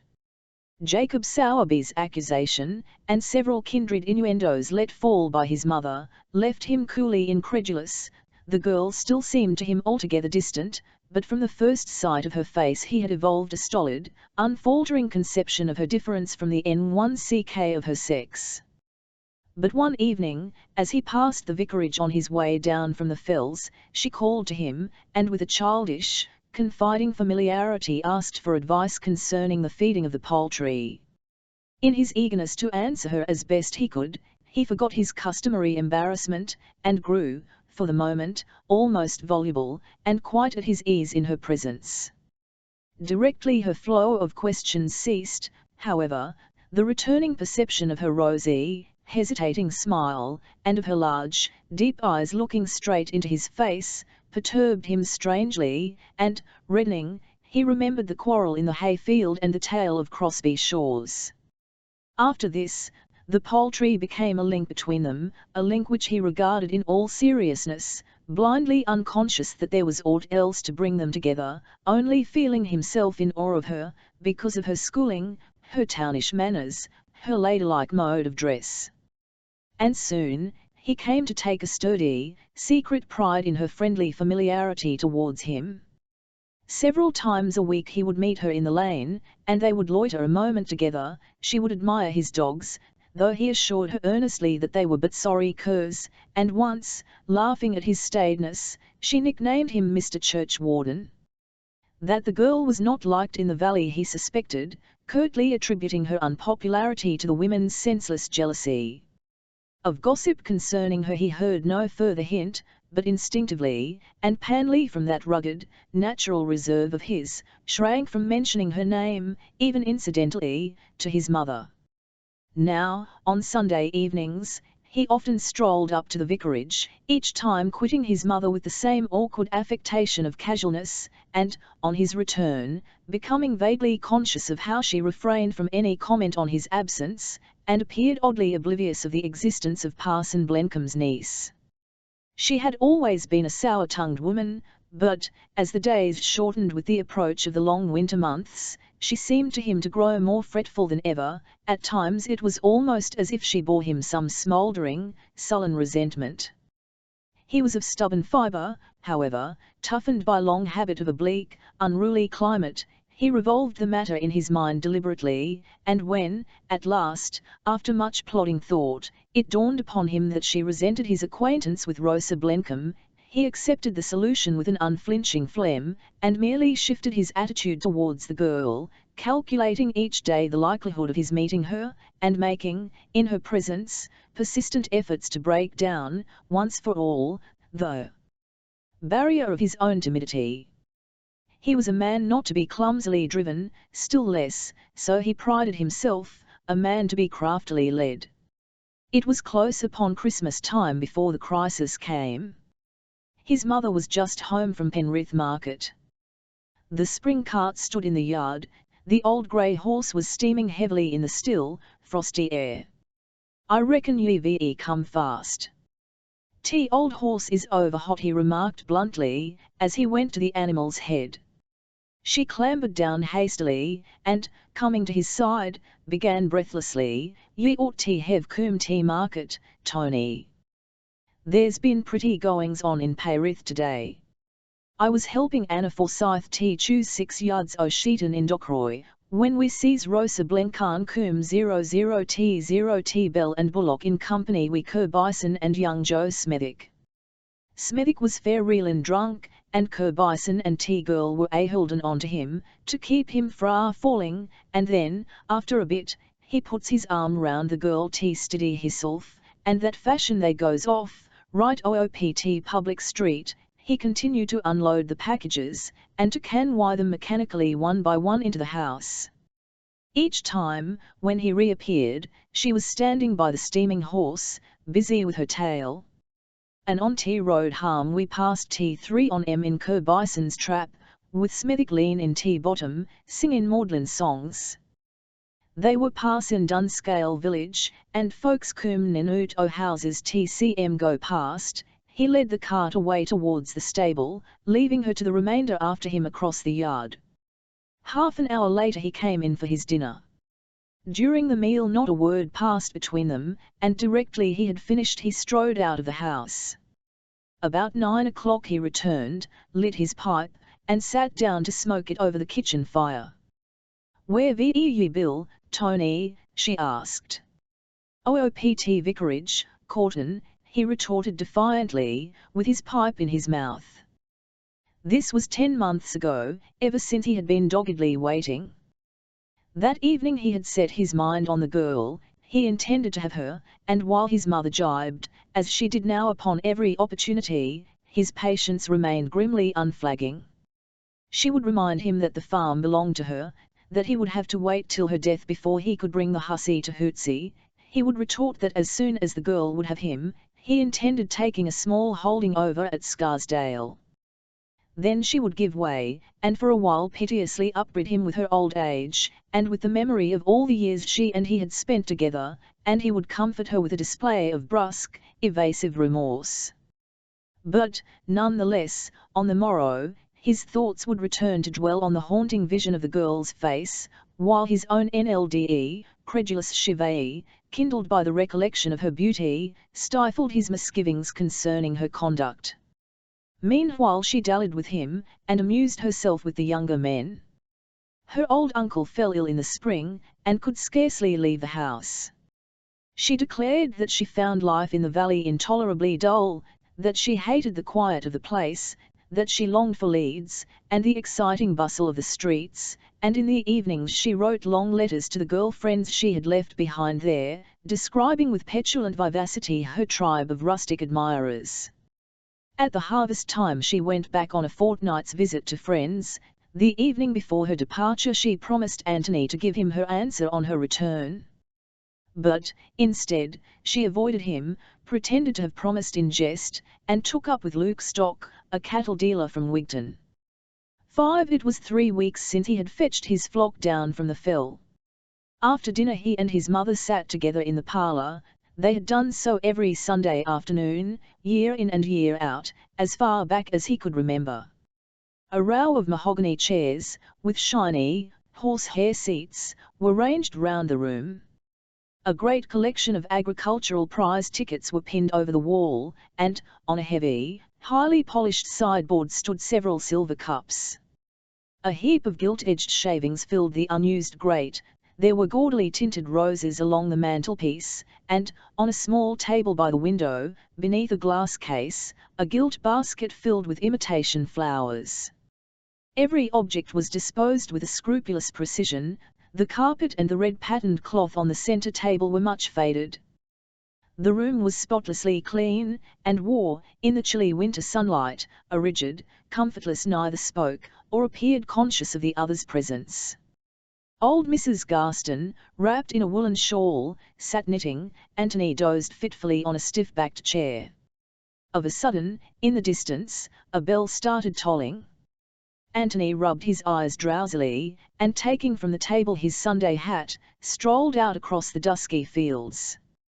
Presently, reaching a rude wooden seat, built beside the bridle path, he sat down and relit his pipe.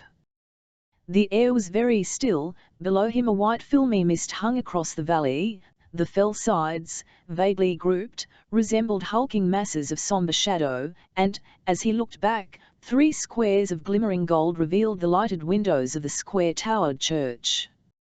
He sat smoking, pondering, with placid and reverential contemplation, on the mighty Maker of the world, a world majestically and inevitably ordered, a world where, he argued, each object, each fissure in the fells, the winding course of each tumbling stream, possesses its mysterious purport, its inevitable signification. At the end of the field 2 rams were fighting, retreating, then running together, and, leaping from the ground, butting head to head and horn to horn. Anthony watched them absently, pursuing his rude meditations. And the succession of bad seasons, the slow ruination of the farmers throughout the country, were but punishment meted out for the accumulated wickedness of the world. In the olden time God rained plagues upon the land. Nowadays, in his wrath, he spoiled the produce of the earth, which, with his own hands, he had fashioned and bestowed upon men. He rose and continued his walk along the bridle path. A multitude of rabbits scuttled up the hill at his approach, and a great cloud of plovers, rising from the nulches, circled overhead, filling the air with a profusion of their quenless cries. All at once he heard a rattling of stones, and perceived a number of small pieces of shingle bounding in front of him down the grassy slope. A woman's figure was moving among the above him. The next moment, by the trimming of crimson velvet on her hat, he had recognized her. He mounted the slope with springing strides, wondering the while how it was she came to be there, that she was not in church playing the organ at afternoon service. Before she was aware of his approach, he was beside her. "I thought ye'd be in church," he began. She started, then, gradually regaining her composure, answered, weakly smiling, "Mr. Jenkinson, the new schoolmaster, wanted to try the organ. He came towards her impulsively. She saw the odd flickers in his eyes as she stepped back in dismay. "Nay, but I will na harm ye," he said. "Only I reckon what 'tis a special turn o' Providence, meeting which ye oop here. I reckon what ye'll have to give me a square answer noo. Ye canna dilly-dally everlastingly."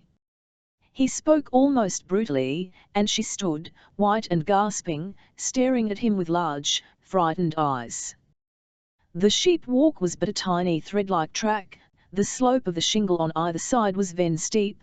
Below them lay the valley, distant, lifeless, all bloomed by the evening dusk. She looked about her helplessly for a means of escape. "Miss Rosa," he continued, in a husky voice, "can ye na coom to think on me? Think ye, I've been waiting nigh upon 2 year for ye.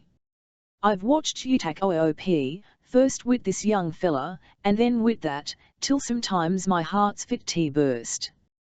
Many a day, oop on t fell top, t thought zero ye's nigh driven me daft, and I've left my shepherdin' jest t set on a cairn in t mist, picturin' and broodin' on your face. Many an evening I've stalled oop t vicarage, t resolution t speak right to ye, but when it coom t point, a sort o' timidity seemed t hold me back. I was that feared t displease ye. I nor I'm na scholar, and mab you think I'm rough-mannered. I nor I've spoken sharply to ye once or twice lately. But it's jest because I'm that mad love for ye, I jest canna help myself sometimes." He waited, peering into her face. She could see the beads of sweat above his bristling eyebrows. The damp had settled on his sandy beard. His homey fingers were twitching at the buttons of his black Sunday coat. She struggled to summon a smile, but her underlip quivered, and her large dark eyes filled slowly with tears. And he went on, "Ye ve coom te mean jest everything to me. If ye will na have me, I care for naught else. I canna speak to ye in phrases, I'm jest a plain, unscholarly man, I canna wheedle ye, wit cunnin' after t fashion o' toon folks. But I can love ye wi all my might, and watch over ye, and work for ye better than any one o' 'em." She was crying to herself, silently, while he spoke. He noticed nothing, however. The twilight hid her face from him. "There's naught against me," he persisted. "I'm as good a man as any one on 'em." "As good a man as any one on 'em," he repeated defiantly, raising his voice. "It's impossible, Mr. Garstin, it's impossible. You've been very kind to me," she added, in a choking voice. "Well, dang it, I didna mean to mak you cry, lass," he exclaimed, with a softening of his tone. "There's naught for you to hour." She sank onto the stones, passionately sobbing in hysterical and defenseless despair. Anthony stood a moment, gazing at her in clumsy perplexity, then, coming close to her, put his hand on her shoulder, and said gently, "Coom, lass, what's trouble? Ye can hust me." She shook her head faintly. But ye can though," he asserted, firmly. "Come, what is't?" Heedless of him, she continued to rock herself to and fro, crooning in her distress, "Oh, I wish I were dead. I wish I could die." "Wish ye could die," he repeated. "Why, whatever can't be that's troublin' ye like this?" There, lassie, give hour, it you'll all coom right, whatever it be." No, she wailed. "I wish I could die. I wish I could die." Lights were twinkling in the village below, and across the valley darkness was draping the hills. The girl lifted her face from her hands, and looked up at him with a scared, bewildered expression. "I must go home, I must be getting home," she muttered. "Nay, but there's somewhat mighty amiss wi. "No, it's nothing. I don't know, I'm not well. I mean it's nothing. It'll pass over, you mustn't think anything of it."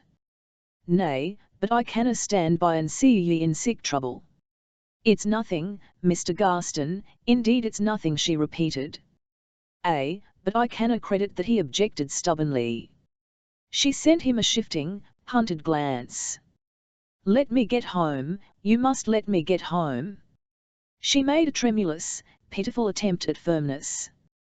Eyeing her keenly, he barred her path. She flushed scarlet, and looked hastily away across the valley. "If you'll tell me your distress, mab, I can help ye." "No, no, it's nothing, it's nothing." "If you'll tell me your distress, mab, I can help you," he repeated, with a solemn, deliberate sternness. She shivered, and looked away again, vaguely, across the valley. "You can do nothing, there's naught to be done," she murmured drearily. "There's a man in this business," he declared. "Let me go." "Let me go," she pleaded desperately. "Who is 't that's been putting you into this distress?" His voice sounded loud and harsh. "No one, no one. I cannot tell you, Mr. Garstin." "It's no one," she protested weakly. The white, twisted look on his face frightened her. "My God," he burst out, gripping her wrist, "and a proper soft fool you've made o' me. Who is 't, I tell ye? Who's 't, man? Ye re-hurting me. Let me go. I cannot tell ye. And ye re-fond o' him? No, no. He's a wicked, sinful man. I pray God I may never set eyes on him again. I told him so. But if he's got ye into trouble, he'll have 't marry ye," he persisted with a brutal bitterness. "I will not. I hate him," she cried fiercely. "But is he willin' 't marry ye?" "I don't know, I don't care. He said so before he went away, but I'd kill myself sooner than live with him." He let her hands fall and stepped back from her. She could only see his figure, like a sombre cloud, standing before her. The whole fellside seemed still and dark and lonely. Presently she heard his voice again. "I reckon what there's one road out o' your distress." She shook her head drearily. "There's none. I'm a lost woman." "And Effie took me instead," he said eagerly. I don't understand. Effie married me instead of Luke Stock." "But that's impossible, the child." "I know. But I'll take child as mine." She remained silent. After a moment he heard her voice answer in a queer, distant tone, "You mean that you're ready to marry me, and adopt the child?" "'Ll do," he answered doggedly. "But people, your mother, folks just know naught about it. It's none zero their business. Child you'll pass as mine? You'll accept that?" "Yes," she answered, in a low, rapid voice. "You'll consent to have me, FLGITU00T0 your trouble?" "Yes," she repeated, in the same tone. She heard him draw a long breath. "L said T was a turn zero Providence, meeting you OOP here," he exclaimed, with half-suppressed exultation. Her teeth began to chatter a little. She felt that he was peering at her, curiously, through the darkness. "And noo," he continued briskly, "ye'd best be gettin' home. Give me ye re-hand, and I'll steady ye our stones." He helped her down the bank of shingle, exclaiming, "By gum, ye re-stony cord." Once or twice she slipped. He supported her, roughly gripping her knuckles. The stones rolled down the steps, noisily, disappearing into the night. Presently they struck the turf bridle path, and, as they descended silently towards the lights of the village, he said gravely, "I always reckoned what my day lud coom." She made no reply, and he added grimly, "There'll be terrible work wit mother over this." He accompanied her down the narrow lane that led past her uncle's house. When the lighted windows came in sight he halted. "Good night, lassie," he said kindly. "Do ye give our distress in yourself?" "Good night, Mr. Garstin," she answered, in the same low, rapid voice in which she had given him her answer up on the fell. "We're man and wife plighted now, are we not?" he blurted timidly. She held her face to his, and he kissed her on the cheek, clumsily. 6. The next morning the frost had set in. The sky was still clear and glittering, the whitened fields sparkled in the chilly sunlight, here and there, on high, distant peaks, gleamed dainty caps of snow. All the week Antony was to be busy at the fell foot, wall building against the coming of the winter storms. The work was heavy, for he was single-handed, and the stone had to be fetched from off the fell side. 2 or 3 times a day he led his rickety, lumbering cart along the lane that passed the vicarage gate, pausing on each journey to glance furtively up at the windows. But he saw no sign of Rosa Blenheim, and, indeed, he felt no longing to see her. He was grimly exultant over the remembrance of his wooing of her, and over the knowledge that she was his. There glowed within him a stolid pride in himself. He thought of the others who had courted her, and the means by which he had won her seemed to him a fine stroke of cleverness. And so he refrained from any mention of the matter, relishing, as he worked, all alone, the days through, the consciousness of his secret triumph, and anticipating, with inward chucklings, the discomfort cackle of his mother's female friends. He foresaw without misgiving her bitter opposition. He felt himself strong, and his heart warmed towards the girl. And when, at intervals, the brusque realization that, after all, he was to possess her swept over him, he gripped the stones, and swung them almost fiercely into their places. All around him the white, empty fields seemed slumbering breathlessly. The stillness stiffened the leafless trees. The frosty air flicked his blood. Singing vigorously to himself he worked with a stubborn, unflagging resolution, methodically postponing, till the length of the wall should be completed, the announcement of his betrothal.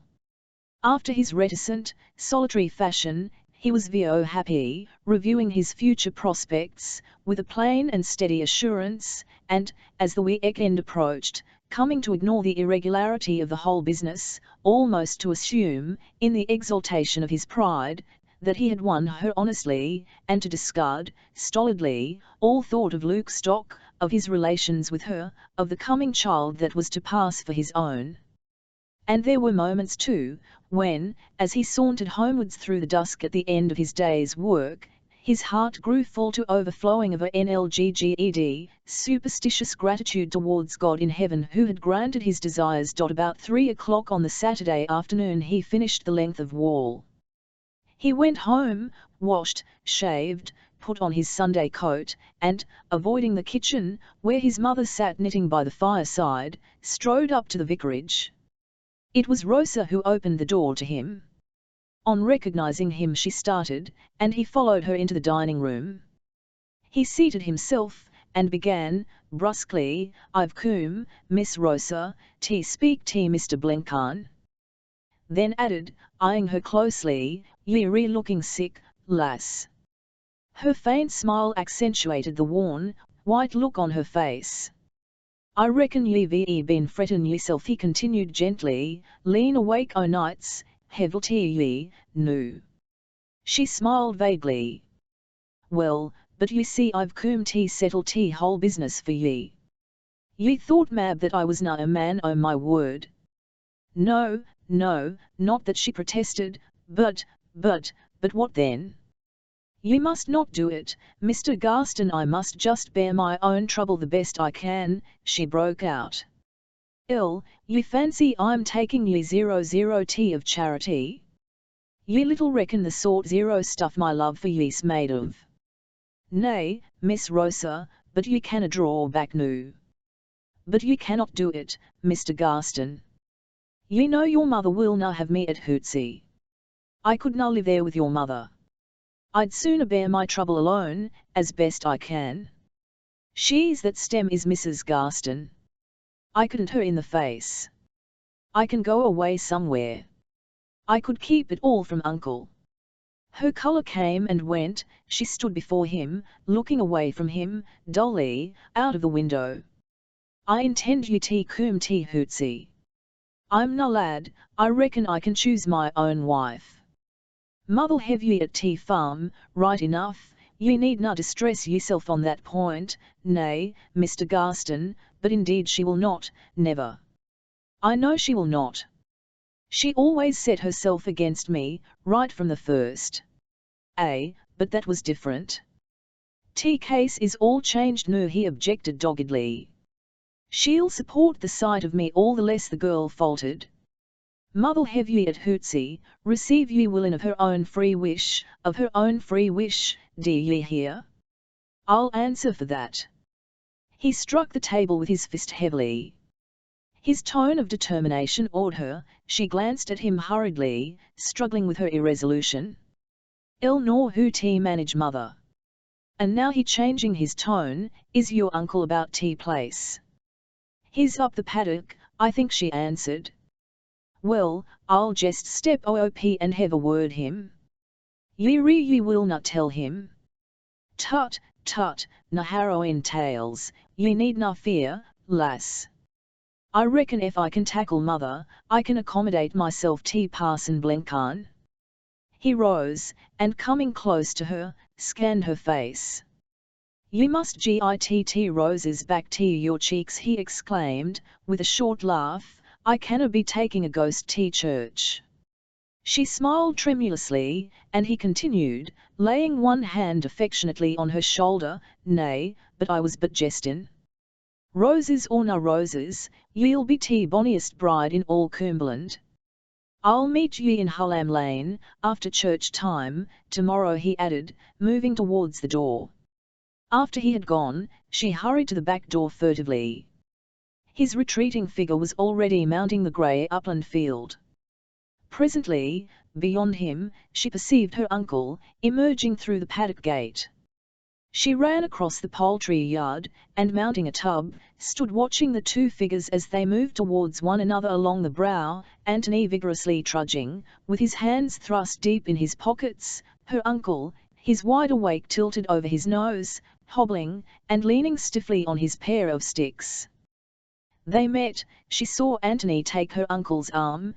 The two, turning together, strolled away towards the fell. She went back into the house. Anthony's dog came towards her, slinking along the passage.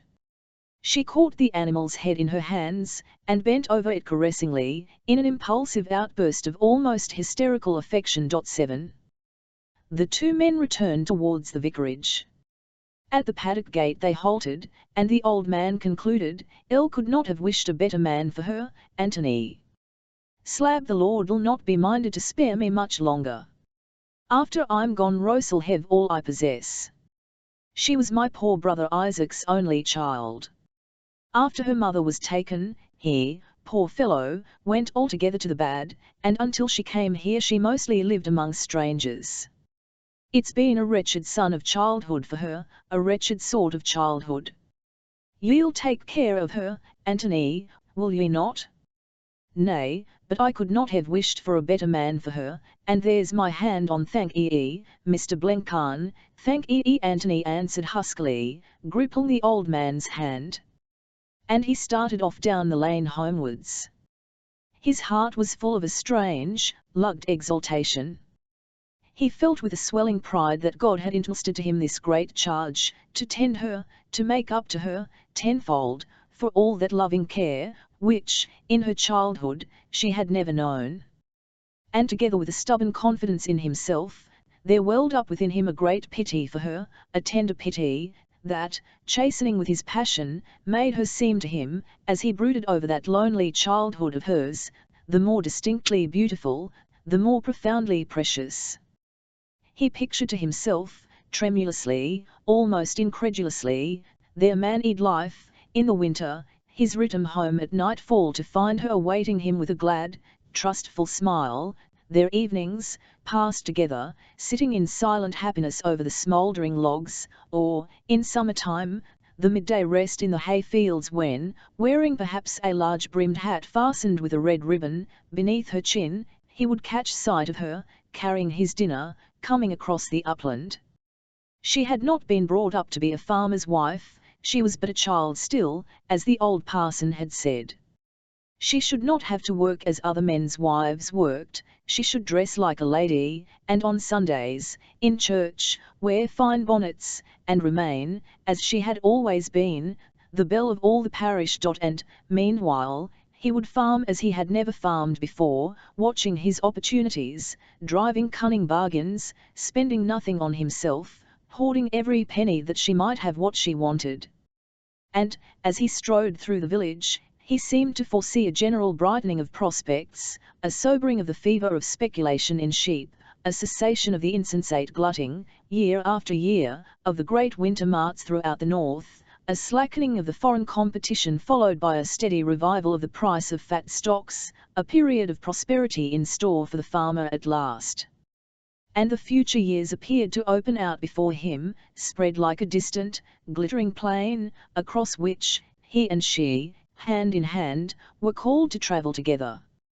And then, suddenly, as his iron-bound boots clattered over the cobbled yard, he remembered, with brutal determination, his mother, and the stormy struggle that awaited him. He waited till supper was over, till his mother had moved from the table to her place by the chimney-corner. For several minutes he remained debating with himself the best method of breaking the news to her. Of a sudden he glanced up at her, her knitting had slipped onto her lap, she was sitting, bunched of a heap in her chair, nodding with sleep. By the flickering light of the wood fire, she looked worn and broken. He felt a twinge of clumsy compunction. And then he remembered the piteous, hunted look in the girl's eyes, and the old man's words when they had parted at the paddock gate, and he blurted out, "El doot but what I'll have to marry Rosa Blencarn after all." She started, and blinking her eyes, said, "I was just taking a wink o' sleep." "What was you were saying, Tony?" He hesitated a moment, puckering his forehead into coarse rugged lines, and fidgeting noisily with his teacup. Presently he repeated, "I doot but what I'll have to marry Rosa Blencarn after all." She rose stiffly, and stepping down from the hearth, came towards him. "Mab, I did not hear ye right, Tony." She spoke hurriedly, and though she was quite close to him, steadying herself with one hand clutching the back of his chair, her voice sounded weak, distant almost. "Look oop at me. Look oop into my face," she commanded fiercely. He obeyed sullenly. "Wit. What's your meanin', Tony?" "I'll mean what I say," he retorted doggedly, averting his gaze. "What do ye mean by saying that ye've got to marry her?" "I tell you I mean what I say," he repeated dully. "You mean ye've been and put t girl in trouble?" He said nothing, but sat staring stupidly at the floor. "Look oop at me, and answer," she commanded, gripping his shoulder and shaking him. He raised his face slowly, and met her glance. That's aboot it," he answered. "This'll no be tilth." "It'll be jest a piece o' wanton trickery," she cried. "Nay, but t is uath," he answered deliberately. "Ye will na swear t it," she persisted. "I see no necessity for swearin'." "Then ye canna swear t it," she burst out triumphantly. He paused an instant, then said quietly, "But I'll swear t it easy enough. Fetch t book." She lifted the heavy, tattered Bible from the chimney-piece, and placed it before him on the table. He laid his lumpish fist on it. "Say," she continued with a tense tremulousness, "say, I swear to ye, mother, that t is ttnrth, t whole tnlth, and note but ttnlth, shelp me God. I swear to ye, mother, it's tnlth, t whole truth, and nothing but ttnlth, s help me God," he repeated after her. "Kiss t book," she ordered. He lifted the Bible to his lips. As he replaced it on the table, he burst out into a short laugh. "Be you satisfied 1-100. She went back to the chimney corner without a word. The logs on the hearth hissed and crackled. Outside, amid the blackness, the wind was rising, hooting through the firs, and past the windows. After a long while he roused himself, and drawing his pipe from his pocket almost steadily, proceeded leisurely to pare in the palm of his hand a lump of black tobacco. "We'll be asked in church Sunday," he remarked bluntly. She made no answer. He looked across at her. Her mouth was drawn tight at the corners, Her face wore a queer, rigid aspect. She looked, he thought, like a figure of stone. "Ye not feeling poorly, are ye, mother?" he asked. She shook her head grimly, then, hobbling out into the room, began to speak in a shrill, tuneless voice. "Ye talked at one time o' taking a farm over Scarsdale way. But ye best stop here. I'll no hinder ye. Ye can have tea large bedroom in tea front, and I'll move our to what used to be my brother Jake's room. Ye nor I've never had no opinion of tea girl, but I'll do what's right by her, if I break my spirit in tea doing on tea. I'll mickle tea girl welcome here, I'll stand by her proper like, meb I 'leven finish by findin' some good in her. But from this day forward, Tony, ye rena son zero mine. Ye ve dishonoured yeself, ye ve laid a trap for me, laid a trap, that's tea word. Ye ve brought shame and bitterness on your old mother in her old age. Ye ve made me despise tea for a sect o' ye. Ye can stop on here, but ye shall never touch a penny of my money, every shillin' of tea shall go to your child, or to your child's children." She went on, raising her voice, "Ye ve got your way at last, and meb ye reckon ye ve chosen a mighty smart way. But time null coom when ye'll regret this day, when ye eat 00 tea your repentance induced an ashes. Lord you'll punish ye, Tony, chastise ye properly. Ye'll learn that marriage begun in sin can end in naught but sin." She concluded, as she reached the door, raising her skinny hand prophetically, "After I'm deed and gone, ye mind ye 0 tea word 0 tea them that have sinned without tea law, shall also perish without tea law." And she slammed the door behind her. A Little Grey Glove. By George Edgerton, Mary Shave-Latar, Dunn, Bright. Keynotes, London, Elkin Matthews and John Lane, Vigo Street, 1893, early spring, 1893. The Book of Life begins with a man and woman in a garden and ends with revelations. Oscar Wilde. Yes, most fellows' Book of Life may be said to begin at the chapter where woman comes in, mine did. She came in years ago, when I was a raw undergraduate. With the sober thought of retrospective analysis, I may say she was not all my fancy painted her. Indeed, now that I come to think of it, there was no fancy about the vermeil of her cheeks, rather an artificial reality. She had her bower in the bar of the Golden Boar, and I was madly in love with her, seriously intent on lawful wedlock.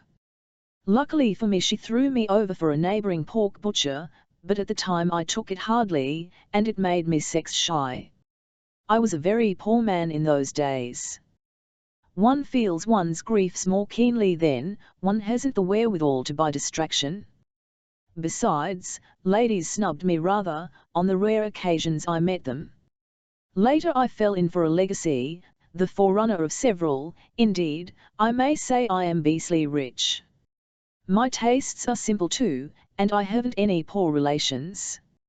I believe they are of great assistance in getting rid of superfluous capital, wish I had some. It was after the legacy that women discovered my attractions.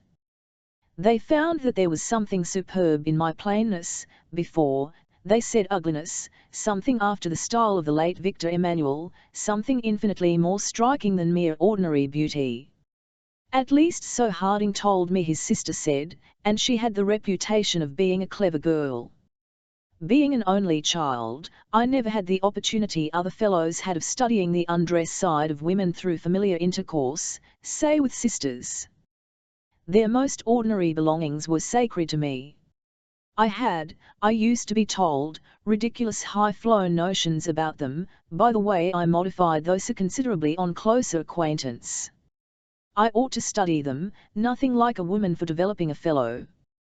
So I laid in a stock of books in different languages, mostly novels, in which women played title roles, in order to get up some definite data before venturing amongst them. I can't say I derived much benefit from this course. There seemed to be as great a diversity of opinion about the female species as, let us say, about the Salmonidae. My friend Ponsonby Smith, who is one of the oldest fly fishers in the Three Kingdoms, said to me once, "Take my word for it, there are only 4 true Samo, the Sala, the Trutter, the Fario, the Ferox, all the rest are just varieties, subgeneses of the above, stick to that." Some writing fellow divided all the women into good uns and bad uns. But as a conscientious stickler for truth, I must say that both in trout as in women, I have found myself faced with most puzzling varieties, that were a tantalizing blending of several qualities. I then resolved to study them on my own account. I pursued the Atemal feminine in a spirit of purely scientific investigation. I knew you'd laugh skeptically at that, but it's a fact. I was impartial in my selection of subjects for observation, French, German, Spanish, as well as the home product. Nothing in petticoats escaped me. I devoted myself to the freshest ingenue as well as the experienced widow of 3 departed, and I may as well confess that the more I saw of her, the less I understood her. But I think they understood me. They refused to take me all serio. When they weren't fleecing me, they were interested in the state of my soul. I preferred the former, but all humbugged me equally, so I gave them up. I took to rod and gun instead, pro salute anime, it's decidedly safer. I have scoured every country in the globe, indeed I can say that I have shot and fished in woods and waters where no other white man, perhaps ever dropped a beast or played a fish before. There is no life like the life of a free wanderer, and no law like the law one gleans in the great book of nature. But one must have freed one's spirit from the taint of the town before one can even read the alphabet of its mystic meaning. What has this to do with the glove? TNLE, not much, and yet it has a connection, it accounts for me. Well, for 12 years I have followed the impulses of the wandering spirit that dwells in me. I have seen the sun rise in Finland and gild the devil's knuckles as he sank behind the Drachensberg.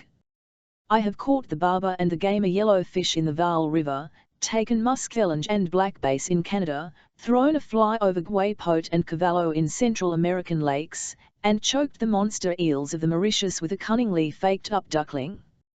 But I have been shy as a chub at the shadow of a woman.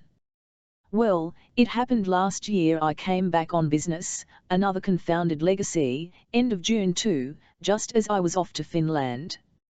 But Messrs. Thimble and Rigg, the highly respectable firm who look after my affairs, represented that I owed it to others, whom I kept out of their share of the legacy, to stay near town till affairs were wound up. They told me, with a view to reconcile me perhaps, of a trout stream with a decent inn near it, an unknown stream in Kent. It seems a junior member of the Finn is an angler, at least he sometimes catches pike or perch in the Medway some way from the stream where the trout rise in audacious security from artificial lures. I stipulated for a clerk to come down with any papers to be signed, and started at once for Victoria. I declined to tell the name of my find, firstly because the trout are the gamest little fish that ever rose to fly and run to a good 2 pounds. Secondly, I have paid for all the rooms in the inn for the next year, and I want it to myself. The glove is lying on the table next me as I write. If it isn't in my breast pocket or under my pillow, it is in some place where I can see it. It has a delicate grey body, suede, I think they call it, with a whipping of silver round the top, and a darker grey silk tag to fasten it. It is marked 5, 3, 4 inside, and has a delicious scent about it, to keep off moths, I suppose. Naphthalene is better. It reminds me of a silver sedge tied on a 10-hook. I startled the good landlady of the little inn, there is no village fortunately, when I arrived with the only porter of the tiny station laden with traps. She hesitated about a private sitting room, but eventually we compromised matters, as I was willing to share it with the other visitor. I got into knickerbockers at once, collared a boy to get me worms and minnow for the morrow, and as I felt too lazy to unpack tackle, just sat in the shiny armchair, made comfortable by the successive sitting of former occupants, at the open window and looked out. The river, not the trout stream, winds to the right, and the trees cast trembling shadows into its clear depths. The red tiles of a farm roof show between the beeches, and break the monotony of blue sky background. A dusty wagoner is slaking his thirst with a tankard of ale. I am conscious of the strange lonely feeling that a visit to England always gives me. Away in strange lands, even in solitary places, one doesn't feel it somehow. One is filled with the hunter's lust, bent on a kill, but at home in the quiet country, with the smoke curling up from some fireside, the mowers busy laying the hay in swaths, the children tumbling under the trees in the orchards, and a girl singing as she spreads the clothes on the sweetbriar hedge, amidst a scene quick with home sights and sounds, a strange lack creeps in and makes itself felt in a dull, aching way. Oddly enough, too, I had a sense of uneasiness, as something going to happen. I had often experienced it when out alone in a great forest, or on an unknown lake, and it always meant danger of some kind. But why should I feel it here? Yet I did, and I couldn't shake it off. I took to examining the room. It was a commonplace one of the usual type.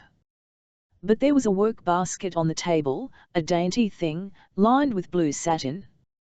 There was a bit of lace stretched over shiny blue linen, with the needle sticking in it, such fairy work, like cobwebs seen from below, spun from a branch against a background of sky.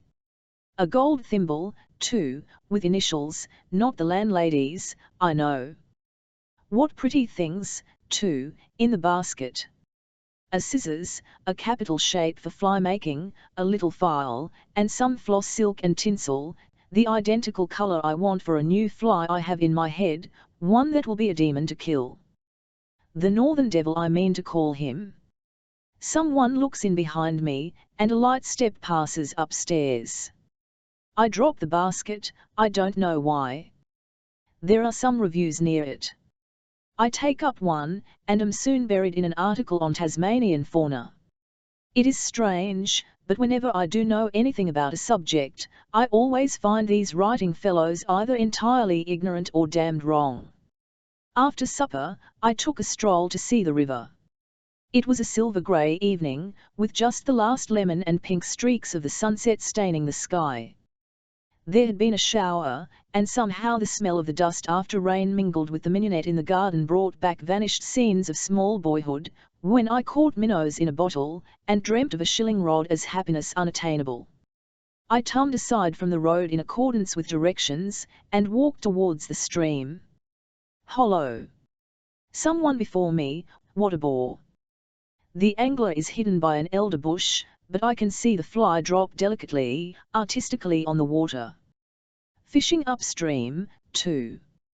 There is a bit of broken water there, and the midges dance in myriads, a silver gleam, and the line spins out, and the fly falls just in the right place. It is growing dusk, but the fellow is an adept at quick, fine casting. I wonder what fly he has on. Why, he's going to TW downstream now. I hurry forward, and as I near him, I swerve to the left out of the way. SSSS. A sudden sting in the lobe of my ear. Hey! As I find I am caught, the tail fly is fast in it. A slight, grey-clad woman holding the rod lays it carefully down and comes towards me through the gathering dusk. My first impulse is to snap the gut and take to my heels, but I am held by something less tangible but far more powerful than the grip of the limerick hook in my ear. I am very sorry, she says in a voice that matched the evening. It was so quiet and soft, but it was exceedingly stupid of you to come behind like that. I didn't think you threw such a long line. I thought I was safe, I stammered. Hold this, she says, giving me a diminutive fly book, out of which she has taken a scissors. I obey meekly. She snips the gut.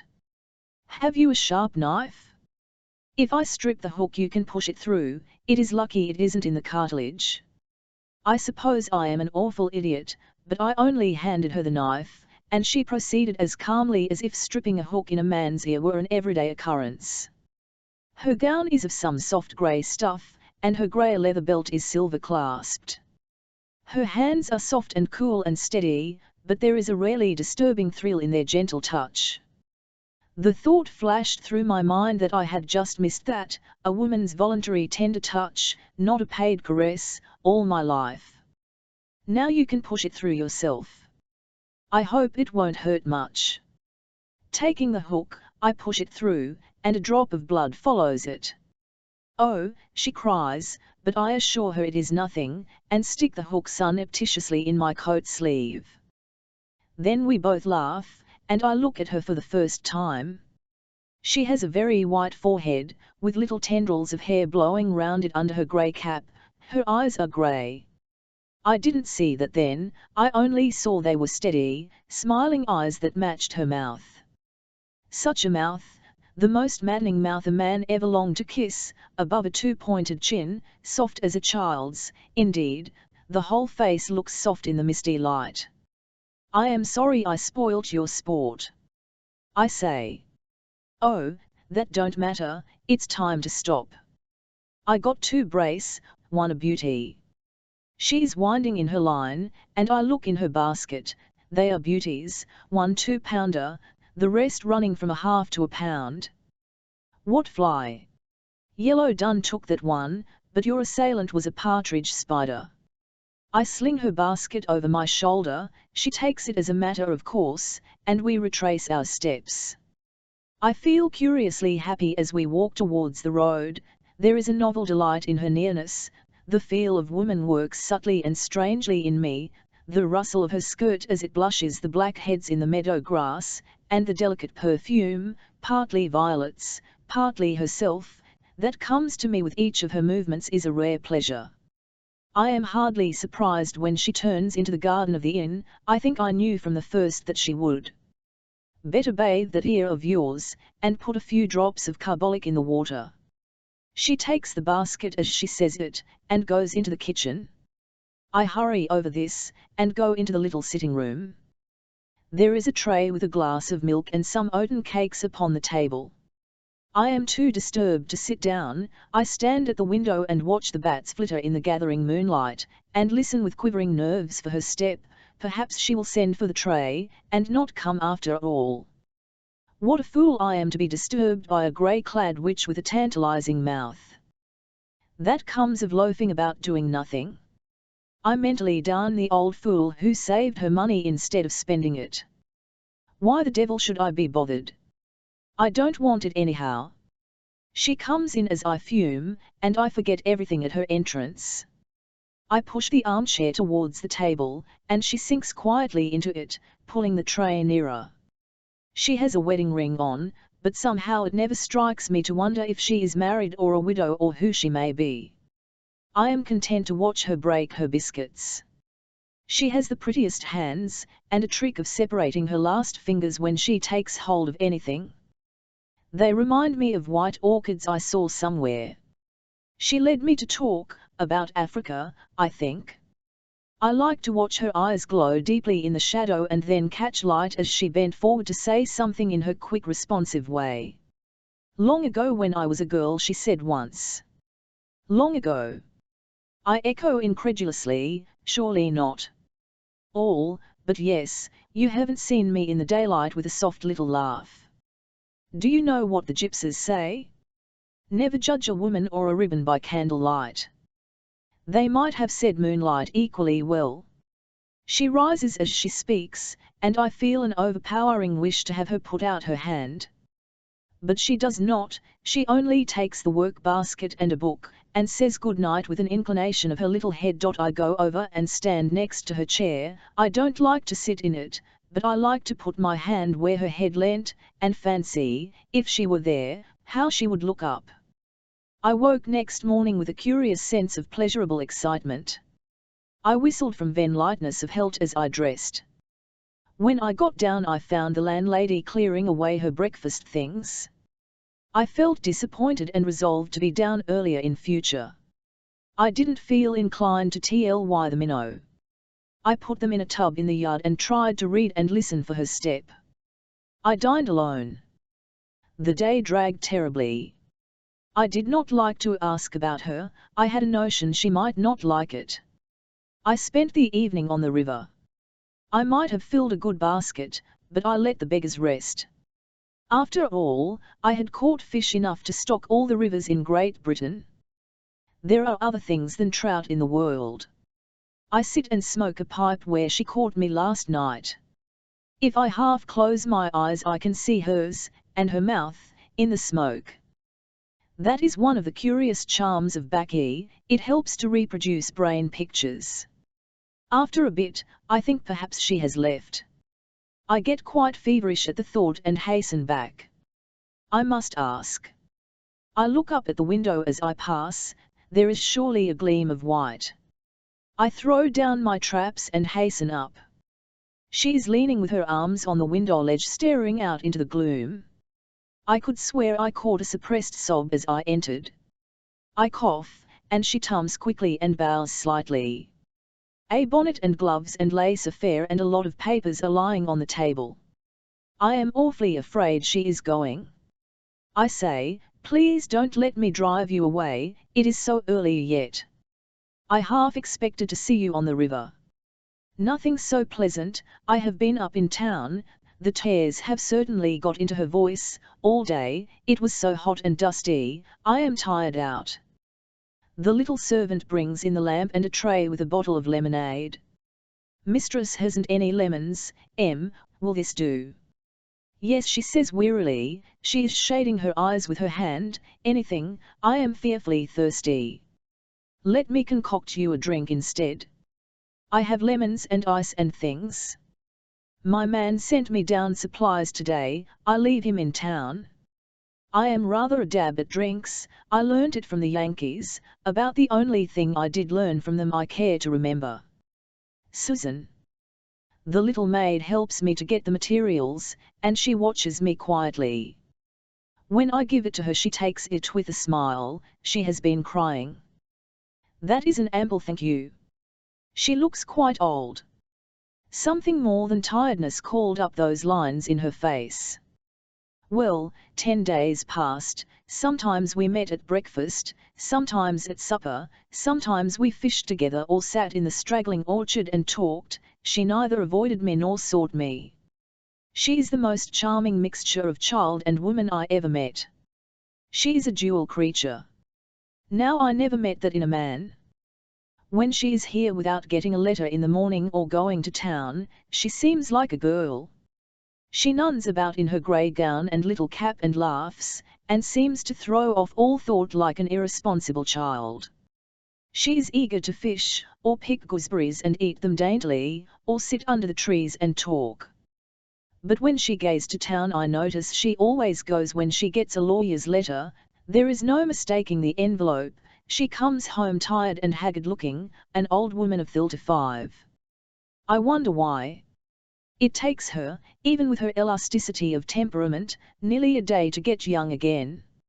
I hate her to go to town, it is extraordinary how I miss her, I can't recall, when she is absent, her saying anything very wonderful, but she converses all the time. She has a gracious way of filling the place with herself, there is an entertaining quality in her very presence.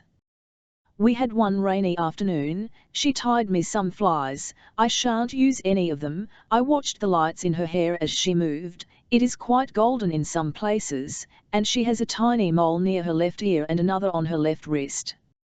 On the 11th day she got a letter but she didn't go to town, she stayed up in her room all day, 20 times I felt inclined to send her a line, but I had no excuse. I heard the landlady say as I passed the kitchen window, poor dear. I'm sorry to lose her. Lose her? I should think not. It has come to this with me that I don't care to face any future without her, and yet I know nothing about her, not even if she is a free woman. I shall find that out the next time I see her. In the evening I catch a glimpse of her gown in the orchard, and I follow her. We sit down near the river. Her left hand is lying gloveless next to me in the grass. Do you think from what you have seen of me, that I would ask a question out of any mere impertinent curiosity? She starts. No, I do not. I take up her hand and touch the ring. Tell me, does this bind you to anyone? I am conscious of a buzzing in my ears and a dancing blur of water and sky and trees, as I wait, it seems to me an hour, for her reply. I felt the same sensation once before, when I got drawn into some rapids and had an awfully narrow shave, but of that another time. The voice is shaking. I'm not legally bound to anyone, at least, but why do you ask? She looks me square in the face as she speaks, with a touch of haughtiness I never saw in her before. Perhaps the great relief I feel, the sense of joy at knowing she is free, speaks out of my face, for hers flushes and she drops her eyes, her lips tremble. I don't look at her again, but I can see her all the same. After a while she says, half intended to tell you something about myself this evening, now I must. Let us go in. I shall come down to the sitting room after your supper. She takes a long look at the river and the inn, as if fixing the place in her memory. It strikes me with a chill that there is a goodbye in her gaze. Her eyes rest on me a moment as they come back, there is a sad look in their grey clearness. She swings her little grey gloves in her hand as we walk back. I can hear her walking up and down overhead, how tired she will be, and how slowly the time goes. I am standing at one side of the window when she enters, she stands at the other, leaning her head against the shutter with her hands clasped before her. I can hear my own heart beating, and, I fancy, hers through the stillness. The suspense is fearful. At length she says, you have been a long time out of England, you don't read the papers. No. A pause. I believe my heart is beating inside my head. You asked me if I was a free woman. I don't pretend to misunderstand why you asked me. I am not a beautiful woman, I never was. But there must be something about me, there is in some women, essential femininity perhaps, that appeals to all men. What I read in your eyes I have seen in many men's before, but before God I never tried to rouse it. Today, with a sob, I can say I am free, yesterday morning I could not. Yesterday my husband gained his case and divorced me. She closes her eyes and draws in her underlip to stop its quivering. I want to take her in my arms, but I am afraid to. I did not ask you any more than if you were free. No, but I am afraid you don't quite take in the meaning. I did not divorce my husband, he divorced me, he got a decree. I sigh, do you understand now? She is speaking with difficulty, do you know what that implies? I can't stand her face any longer. I take her hands, they are icy cold, and hold them tightly. Yes, I know what it implies, that is, I know the legal and social conclusion to be drawn from it, if that is what you mean. But I never asked you for that information. I have nothing to do with your past. You did not exist for me before the day we met on the river. I take you from that day and I ask you to marry me. I feel her tremble and her hands get suddenly warm. She turns her head and looks at me long and searchingly, then she says, sit down, I want to say something. I obey, and she comes and stands next the chair. I can't help it, I reach up my arm, but she puts it gently down. No, you must listen without touching me, I shall go back to the window. I don't want to influence you a bit by any personal magnetism I possess. I want you to listen. I have told you he divorced me. The correspondent was an old friend, a friend of my childhood, of my girlhood. He died just after the first application was made, luckily for me. He would have considered my honor before my happiness. One did not defend the case, it wasn't likely, if you knew all. He proved his case, given clever counsel, willing witnesses to whom you make it worthwhile, and no defense. Divorce is always attainable even in England. But remember, I figure as an adulteress in every English-speaking paper. If you buy last week's evening papers, do you remember the day I was in Nod? You will see a sketch of me in that days. Someone, perhaps he, must have given it. It was from an old photograph. I bought one at Victoria as I came out. It is funny, with an hysterical laugh, to buy a caricature of one's own poor face at a news stall. Yet in spite of that I have felt glad. The point for you is that I made no defense to the world, and, with a lifting of her head, I will make no apology, no explanation, no denial to you, now nor ever. I am very desolate and your attention came very warm to me, but I don't love you. Perhaps I could learn to, with one share of colour, for what you have said tonight, and it is because of that I tell you to weigh what this means. Later, when your care for me will grow into habit, you may chafe at my past. It is from that I would save you. I hold out my hands and she comes and puts them aside and takes me by the beard and turns up my face and scans it earnestly. She must have been deceived a good deal. I let her do as she pleases, it is the wisest way with women, and it is good to have her touch me in that way. She seems satisfied. She stands leaning against the arm of chair and says, "I must learn first to think of myself as a free woman again, it almost seems wrong today to talk like this, can you understand that feeling?" I nod assent. "Next time I must be sure, and you must be sure." She lays her fingers on my mouth as I am about to protest, "Escher, you shall have a year to think. If you repeat then what you have said today, I shall give you your answer. You must not try to find me. I have money. If I am living, I will come here to you. If I am dead, you will be told of it. In the year between I shall look upon myself as belonging to you, and render an account if you wish of every hour. You will not be influenced by me in any way, and you will be able to reason it out calmly. If you think better of it, don't come. I feel there would be no use trying to move her, I simply kiss her hands and say, "As you will, dear woman, I shall be here." We don't say any more, she sits down on a footstool with her head against my knee, and I just smooth it. When the clocks strike 10 through the house, she rises and I stand up. I see that she has been crying quietly, poor lonely little soul. I lift her off her feet and kiss her, and stammer out my sorrow at losing her, and she is gone. Next morning the little maid brought me an envelope from the lady, who left by the first train.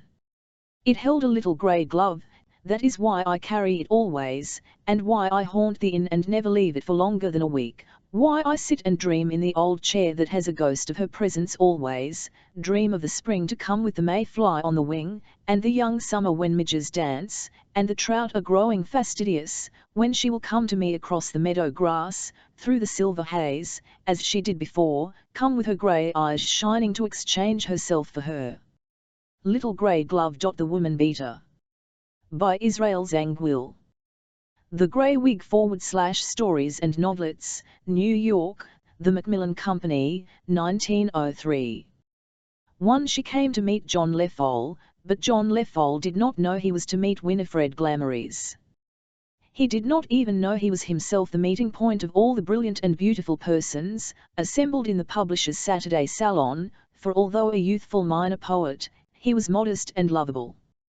Perhaps his Oxford tutorship was sobering. At any rate his head remained unturned by his precocious fame, and to meet these other young men and women, his reverend seniors on the slopes of Parnassus, gave him more pleasure than the receipt of royalties. Not that his publisher afforded him much opportunity of contrasting the two pleasures. The profits of the muse went to provide this room of old furniture and roses, this beautiful garden a twinkle with Japanese lanterns, like gorgeous fire flowers blossoming under the white crescent moon of early June. Winifred Glamories was not literary herself. She was better than a poetess, she was a poem. The publisher always threw in a few realities, and some beautiful brainless creature would generally be found the nucleus of a crowd, while Cleo in spectacles languished in a coma. Winifred Glamories, however, was reputed to have a tongue that matched her eye, paralleling with whimsies and epigrams its freakish fires and witcheries, and, assuredly, flitting in her white gown through the dark balmy garden, she seemed the very spirit of moonlight, the subtle incarnation of night and roses. When John Lefol met her, Cecilia was with her, and the first conversation was triangular. Cecilia fired most of the shots. She was a bouncing, rattling beauty, chock full of confidence and high spirits, except when asked to do the one thing she could do, sing. Then she became, quite genuinely, a nervous, hesitant, pale little thing. However, the suppliant hostess bore her off, and presently her rich contralto notes passed through the garden, adding to its passion and mystery, and through the open French windows, John could see her standing against the wall near the piano, her head thrown back, her eyes half closed, her creamy throat swelling in the very abandonment of artistic ecstasy. "What a charming creature!" he exclaimed involuntarily. "That is what everybody thinks, except her husband." Winifred laughed. "Is he blind then?" asked John with his cloistral knived. "Blind? No, love is blind. Marriage is never blind." The bitterness in her tone pierced John. He felt vaguely the passing of some icy current from unknown seas of experience. Cecilia's voice soared out enchantingly. "Then, marriage must be deaf," he said, "or such music as that would chant it." She smiled sadly. Her smile was the tricksy play of moonlight among clouds of fire. "You have never been married," she said simply. "Do you mean that you, too, are neglected?" Something impelled him to exclaim. "Worse," she murmured. "It is incredible," he cried. "You—" "Hush! My husband will hear you." Her warning whisper brought him into a delicious conspiracy with her. "Which is your husband?" he whispered back. "There. Near the casement, standing gazing open-mouthed at Cecilia. He always opens his mouth when she sings. It is like two toys moved by the same wire." He looked at the tall, stalwart, ruddy-haired Anglo-Saxon. "Do you mean to say he—" "I mean to say nothing." "But you said," Elle said, "worse." "Why, what can be worse?" She put her hand over her face. "Elle, I'm ashamed to tell you." How adorable was that half-divine blush! "But you must tell me everything." He scarcely knew how he had leapt into this role of confessor. He only felt they were moved by the same wire. Her head drooped on her breast. "What?" John forgot to whisper. It was the greatest shock his recluse life had known, compact as it was of horror at the revelation, shamed confusion at her candour, and delicious pleasure in her confidence. This fragile, exquisite creature under the rod of a brutal bully. Once he had gone to a wedding reception, and among the serious presents some grinning Philistine drew his attention to an uncouth club, tar wife-beater he called it. The flippancy had jarred upon John terribly, this impulsive reminder of the customs of the slums. It grated like Billingsgate in a boudoir. Now that savage weapon recurred to him, for a lurid instant he saw Winifred's husband wielding it. Oh, abomination of his sex! And did he stand there, in his immaculate evening dress, posing as an English gentleman? Even so might some gentleman burglar bear through a salon his imperturbable swallow-tail. Beat a woman. Beat that essence of charm and purity, God's best gift to man, redeeming him from his own grossness. Could such things be? John Lefol would as soon have credited the French legend that English wives are sold in Smithfield. No. It could not be real that this flower-like figure was thrashed. "Do you mean to say?" he cried. The rapidity of her confidence alone made him feel it all of a dreamlike unreality. "Hush!" Cecilia's singing, she admonished him with an unexpected smile, as her fingers fell from her face. "Oh, you have been making fun of me." He was vastly relieved. "He beats you, at chess, or at lawn tennis. Does one wear a high-necked dress to conceal the traces of chess, or lawn tennis?" He had not noticed her dress before, save for its spiritual whiteness. Susceptible though he was to beautiful shoulders, Winifred's enchanting face had been sufficiently distracting. Now the thought of physical bruises gave him a second spasm of righteous horror. That delicate rose-leaf flesh abraded and lacerated. The ruffian! Does he use a stick or a fist? Both. But as a rule he just takes me by the arms and shakes me like a terrier a rat. I'm all black and blue now. Poor butterfly, he murmured poetically. Why did I tell you, she murmured back with subtler poetry. The poet thrilled in every vein. Love at first sight, of which he had often read and often written, was then a reality. It could be as mutual, too, as Romeo's and Juliet's. But how awkward that Juliet should be married and her husband a Bill Sikes in broadcloth. To Mrs. Glamorys herself gave at Holmes, every Sunday afternoon, and so, on the morrow, after a sleepless night mitigated by perpended sonnets, the lovesick young tutor presented himself by invitation at the beautiful old house in Hampstead. He was enchanted to find his heart's mistress set in an 18th-century frame of small-paned windows and of high oak panelling, and at once began to image her dancing minuets and playing on virginals. Her husband was absent, but a broad band of velvet round Winifred's neck was a painful reminder of his possibilities. Winifred, however, said it was only a touch of sore throat caught in the garden. Her eyes added that there was nothing in the pathological dictionary which she would not willingly have caught for the sake of those divine, if draughty moments, but that, alas! It was more than a mere bodily ailment she had caught there. There were a great many visitors in the two delightfully quaint rooms, among whom he wandered disconsolate and admired, jealous of her scattered smiles, but presently he found himself seated by her side on a cosy corner near the open folding doors, with all the other guests huddled round a violinist in the inner room. How Winifred had managed it he did not know, but she sat plausibly in the outer room, awaiting newcomers, and this particular niche was invisible, save to a determined eye. He took her unresisting hand, that dear, warm hand, with its begomed artistic fingers, and held it in uneasy beatitude. How wonderful!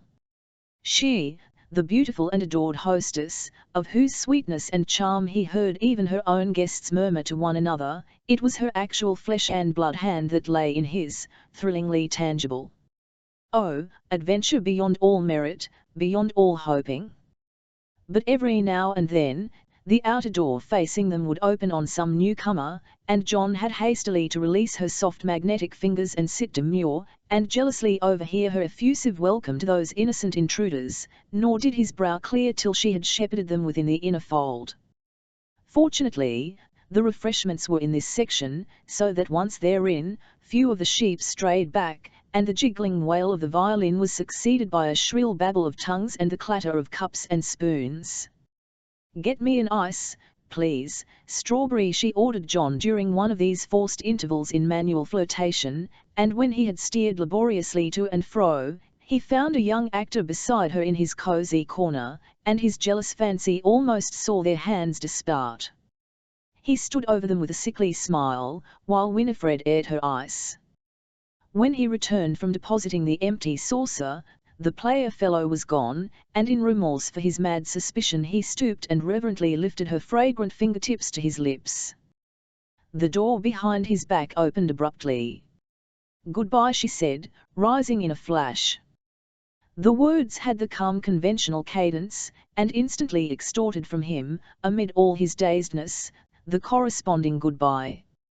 When he turned and saw it was Mr. Glamorys who had come in, his heart leapt wildly at the nearness of his escape. As he passed this masked ruffian, he nodded perfunctorily and received a cordial smile. Yes, he was handsome and fascinating enough externally, this blonde savage. A man may smile and be a villain, John thought. I wonder how he'd feel, if he knew I knew he beats women. Already John had generalized the charge. "I'll hope Cecilia will keep him at arm's length," he had said to Winifred, "if only that she may not smart for it some day." He lingered tuberosely in the hall to get an impression of the brute, who had begun talking loudly to a friend with irritating bursts of laughter, speciously frank-ringing. Golf, fishing, comic operas are, the Victorian. These were the men who monopolized the ethereal divinities. But this brusque separation from his particular divinity was disconcerting. How to see her again? He must go up to Oxford in the morning, He wrote her that night, but if she could possibly let him call during the week he would manage to run down again. "Oh, my dear, dreaming poet," she wrote to Oxford, "how could you possibly send me a letter to be laid on the breakfast table beside the Times? With a poem in it, too. Fortunately my husband was in a hurry to get down to the city, and he neglected to read my correspondence." The unchivalrous blackguard John commented. "But what can be expected of a woman-beater? Never, never write to me again at the house. A letter, care of Mrs. Best, Foley Street, W.C., will always find me. She is my maid's mother. And you must not come here either, my dear handsome head in the clouds, except to my at-homes, and then only at judicious intervals. I shall be walking round the pond in Kensington Gardens at 4 next Wednesday, unless Mrs. Best brings me a letter to the contrary. And now thank you for your delicious poem. I do not recognize my humble self in the dainty lines, but I shall always be proud to think I inspired them. Will it be in the new volume? I have never been in print before, it will be a novel sensation. I cannot pay you song for song, only feeling for feeling. Oh, John Lefol, why did we not meet when I had still my girlish dreams? Now, I have grown to distrust all men, to fear the brute beneath the cavalier. Mrs. Best did bring her a letter, but it was not to cancel the appointment, only to say he was not surprised at her horror of the male sex, but that she must beware of false generalizations. Life was still a wonderful and beautiful thing, vide poem enclosed. He was counting the minutes till Wednesday afternoon. It was surely a popular mistake that only 60 went to the hour. This chronometrical reflection recurred to him even more poignantly in the hour that he circumambulated the pond in Kensington Gardens. Had she forgotten? Had her husband locked her up? What could have happened? It seemed 600 minutes, ere, at 5:10 she came tripping daintily towards him. His brain had been reduced to insanely devising problems for his pupils. If a man walks 2 strides of 1.5 feet a second round a lake 50 acres in area, in how many turns will he overtake a lady who walks half as fast, and isn't the moment her pink parasol loomed on the horizon, all his long misery vanished in an ineffable peace and uplifting? He hurried, bareheaded, to clasp her little gloved hand. He had forgotten her unpunctuality, nor did she remind him of it. "How sweet of you to come all that way," was all she said, and it was a sufficient reward for the hours in the train and the 600 minutes among the nursemaids and perambulators. The elms were in their glory, the birds were singing briskly, the water sparkled, the sunlit sward stretched fresh and green. It was the loveliest, coolest moment of the afternoon. John instinctively tumbled down Alifa Avenue. Nature and love. What more could poet ask? "No, we can't have tea by the kiosk," Mrs. Glamories protested. "Of course I love anything that savours of Paris, but it's become so fashionable. There will be heaps of people who know me. I suppose you've forgotten it's the height of the season. I know a quiet little place in the High Street." She led him, unresisting but bemused, towards the gate, and into a confectioner's. Conversation languished on the way. Tea, he was about to instruct the pretty attendant. "Strawberry ices," Mrs. Glamories remarked gently. "And some of those nice French cakes." The ice restored his spirits. It was really delicious, and he had got so hot and tired, pacing round the pond. Decidedly Winifred was a practical person, and he was a dreamer. The pastry he dared not touch, being a genius, but he was charmed at the gaiety with which Winifred crammed cake after cake into her rosebud of a mouth. What an enchanting creature! How bravely she covered up her life's tragedy! The thought made him glance at her velvet band. It was broader than ever. "He has beaten you again," he murmured furiously. Her joyous eyes saddened, she hung her head, and her fingers crumbled the cake. "What is his pretext?" he asked, his blood burning. "Jealousy," she whispered. His blood lost its glow, ran cold. He felt the bully's blows on his own skin. his romance tummy suddenly sordid. But he recovered his courage. He, too, had muscles. But I thought he just missed seeing me kiss your hand. She opened her eyes wide. It wasn't you, you darling old dreamer. He was relieved and disturbed in one. Somebody else, he murmured. Somehow the vision of the player fellow came up. She sighed. Isn't it lucky he has himself drawn a red herring across the track? I didn't mind his blows, you were safe. Then, with one of her adorable transitions, I am dreaming of another ice, she cried with roguish wistfulness. I was afraid to confess my own greediness, he said, laughing. He beckoned the waitress. 2 more. We haven't got any more strawberries, was her unexpected reply. There's been such a run on them today. Winifred's face grew overcast. Oh, nonsense, she pouted. To John the moment seemed tragic. Won't you have another kind? He queried. He himself liked any kind, but he could scarcely eat a second ice without her. Winifred meditated. Coffee? She queried. The waitress went away and returned with a face as gloomy as Winifred's. It's been such a hot day, she said deprecatingly. There is only one ice in the place and that's Neapolitan. Well, bring 2 Neapolitans, John ventured. I mean there is only one Neapolitan ice left. Well, bring that. I don't really want one. He watched Mrs. Glamorys daintily devouring the solitary ice, and felt a certain pathos about the party-coloured oblong, as something of the haunting sadness of the last rose of summer. It would make a graceful, serio-comic triolet, he was thinking. But at the last spoonful, his beautiful companion dislocated his rhymes by her sudden upspringing. Goodness gracious, how late it is. Oh, you're not leaving me yet, he said. A world of things sprang to his brain, things that he was going to say, to arrange. They had said nothing, not a word of their love even, nothing but cakes and ices. Poet, she laughed. Have you forgotten I live at Hampstead? She picked up her parasol, put me into a hansom, or my husband will be raving at his lonely dinner table.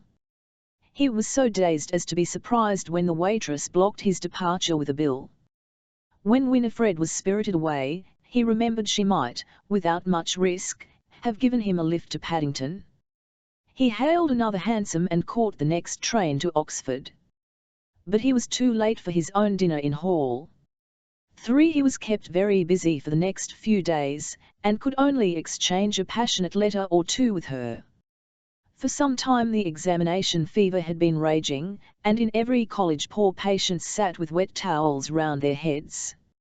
Some, who had neglected their tutor all the term, now strove to absorb his omniscience in a sitting.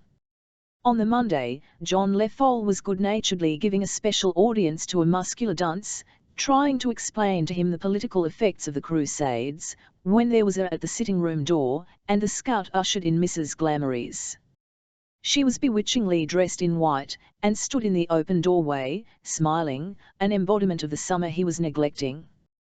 He rose, but his tongue was paralyzed.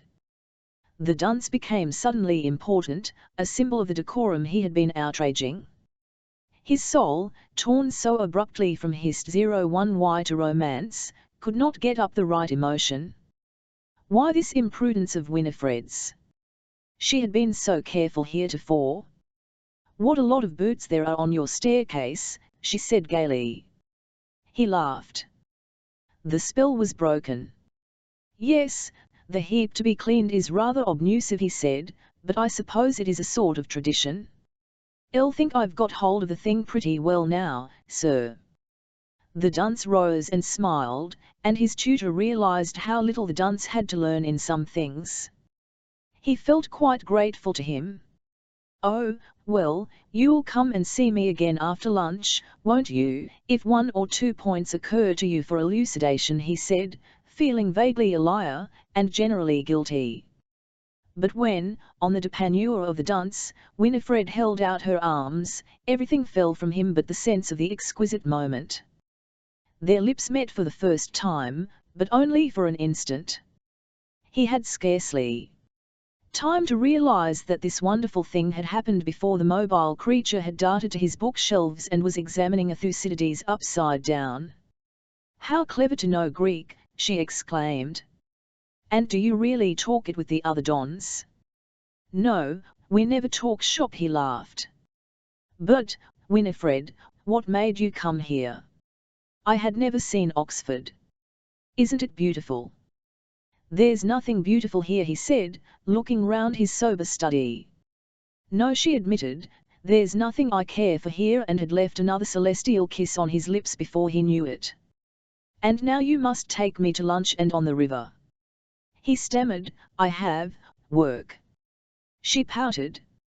"But I can't stay beyond tomorrow morning, and I want so much to see all your celebrated oarsmen practicing." "You are not staying over the night," he gasped. "Yes, I am," and she threw him a dazzling glance. His heart went pit-a-pat. "Where?" he murmured. "Oh, some poky little hotel near the station. The swell hotels are full." He was glad to hear she was not conspicuously quartered. "So many people have come down already for commem," he said. "I suppose they are anxious to see the generals get their degrees. But hadn't we better go somewhere and lunch?"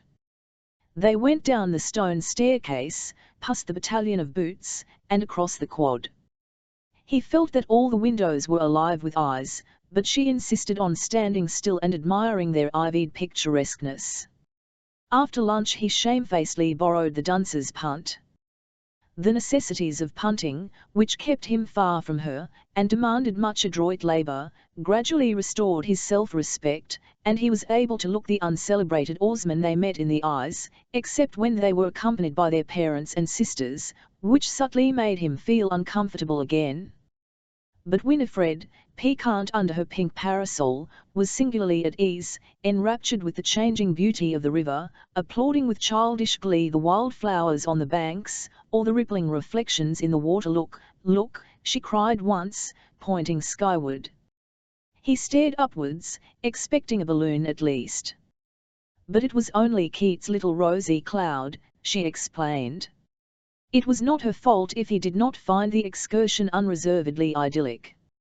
How stupid, she reflected, to keep all those nice boys cooped up reading dead languages in a spot made for life and love. "I'm afraid they don't disturb the dead languages so much as you think," he reassured her, smiling. "And there will be plenty of love-making during commem. I'm so glad.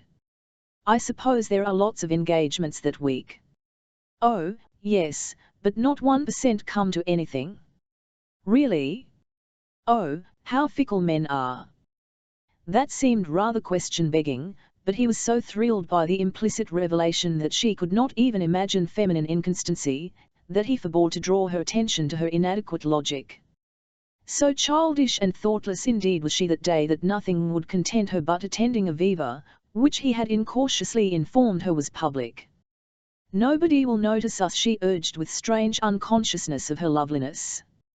"Besides, they don't know I'm not your sister." "The Oxford intellect is sceptical," he said, laughing. "It cultivates philosophical doubt."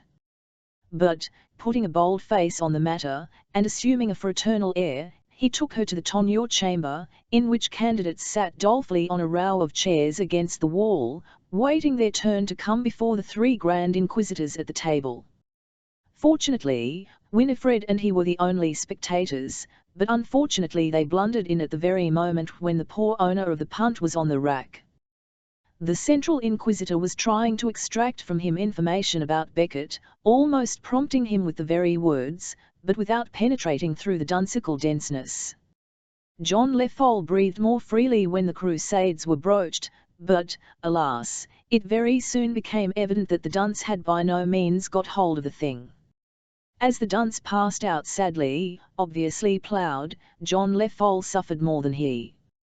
So conscience-stricken was he that, when he had accompanied Winifred as far as her hotel, he received her invitation to come in, pleading the compulsoriness of duty and dinner in hall. but he could not get away without promising to call in during the evening. The prospect of this visit was with him all through dinner, at once tempting and terrifying. Assuredly there was a skeleton at his feast, as he sat at the high table, facing the master. The venerable portraits round the hall seemed to rebuke his romantic waywardness. In the common room, he sipped his port uneasily, listening as in a daze to the discussion on free will, which an eminent stranger had stirred up. How academic it seemed, compared with the passionate realities of life. But somehow he found himself lingering on at the academic discussion, postponing the realities of life. Every now and again, he was impelled to glance at his watch, but suddenly murmuring, "It is late," he pulled himself together, and took leave of his learned brethren. But in the street the sight of a telegraph office drew his steps to it, and almost mechanically he wrote out the message, "Regret detained. Will call early in morning." When he did call in the morning, he was told she had gone back to London the night before on receipt of a telegram. He tummed away with a bitter pang of disappointment and regret. For their subsequent correspondence was only the more amorous. The reason she had fled from the hotel, she explained, was that she could not endure the night in those stuffy quarters. He consoled himself with the hope of seeing much of her during the long vacation. He did see her once at her own reception, but this time her husband wandered about the 2 rooms. The cosy corner was impossible, and they could only manage to gasp out a few mutual endearments amid the buzz and movement, and to arrange a rendezvous for the end of July. When the day came, he received a heartbroken letter, stating that her husband had borne her away to Goodwood. In a postscript she informed him that quicksilver was a sure thing. Much correspondence passed without another meeting being effected, and he lent her £5 to pay a debt of honour incurred through her husband's absurd confidence in quicksilver. A week later this horsey husband of hers brought her on to Brighton for the races there, and hither John Lefol flew. But her husband shadowed her, and he could only lift his hat to her as they passed each other on the lawns. Sometimes he saw her sitting pensively on a chair while her lord and thrasher perused a pink sporting paper. Such tantalizing proximity raised their correspondence through the Hove post office to fever heat. Life apart, they felt, was impossible, and, removed from the sobering influences of his cap and gown, John Lefol dreamed of throwing everything to the winds. His literary reputation had opened out a new career. The Winifred Iwitix alone had brought in a tidy sum, and though he had expended that and more on dispatches of flowers and trifles to her, yet he felt this extravagance would become extinguished under daily companionship, and the poems provoked by her charms would go far towards their daily maintenance. Yes, he could throw up the university. He would rescue her from this bully, this gentleman bruiser. They would live openly and nobly in the world's eye. A poet was not even expected to be conventional. She, on her side, was no less ardent for the great step. She raged against the world's law, the injustice by which a husband's cruelty was not sufficient ground for divorce. "But we finer souls must take the law into our own hands," she wrote. "We must teach society that the ethics of a barbarous age are unfitted for our century of enlightenment." But somehow the actual time and place of the elopement could never get itself fixed. In September her husband dragged her to Scotland, in October after the pheasants. When the dramatic day was actually fixed, Winifred wrote by the next post deferring it for a week. Even the few actual preliminary meetings they planned for Kensington Gardens or Hampstead Heath rarely came off.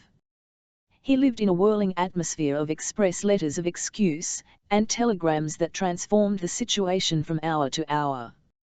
Not that her passion in any way abated, or her romantic resolution really altered, it was only that her conception of time and place and ways and means was dizzily mutable.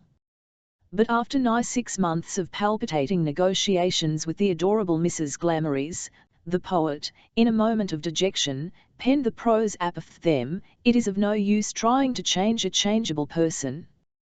5. But at last she astonished him by a sketch plan of the elopement, so detailed, even to bandboxes and the Paris night route via Dieppe, that no further room for doubt was left in his intoxicated soul, and he was actually further astonished when, just as he was putting his handbag into the hansom, a telegram was handed to him saying, "Gone to Hamburg. Letter follows." He stood still for a moment on the pavement in utter distraction. What did it mean? Had she failed him again? Or was it simply that she had changed the city of refuge from Paris to Hamburg? He was about to name the new station to the cabman, but then, letter follows. Surely that meant that he was to wait for it. Perplexed and miserable, he stood with the telegram crumpled up in his fist. What a ridiculous situation!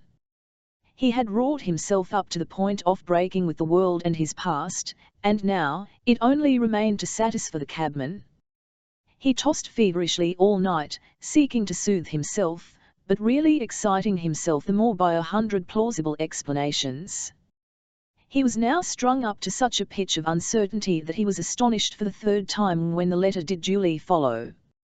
"Dearest," it ran, "as I explained in my telegram, my husband became suddenly ill." If she had only put that in the telegram, he groaned, and was ordered to Hamburg. Of course it was impossible to leave him in this crisis, both for practical and sentimental reasons.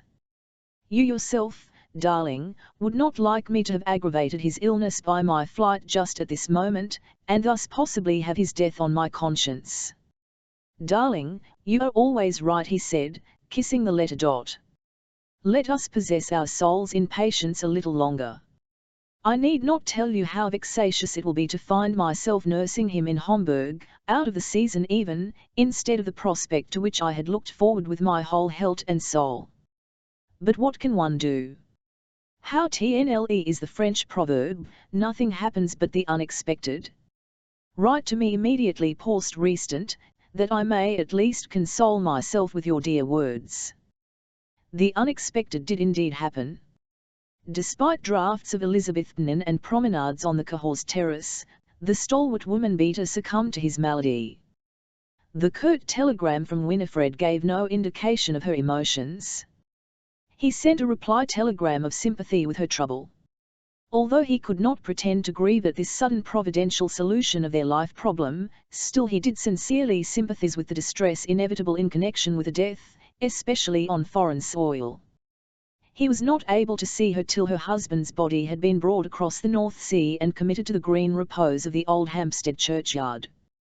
He found her pathetically altered, her face wan and spiritualized, and all in subtle harmony with the exquisite black gown.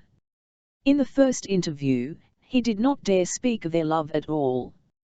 They discussed the immortality of the soul, and she quoted George Herbert.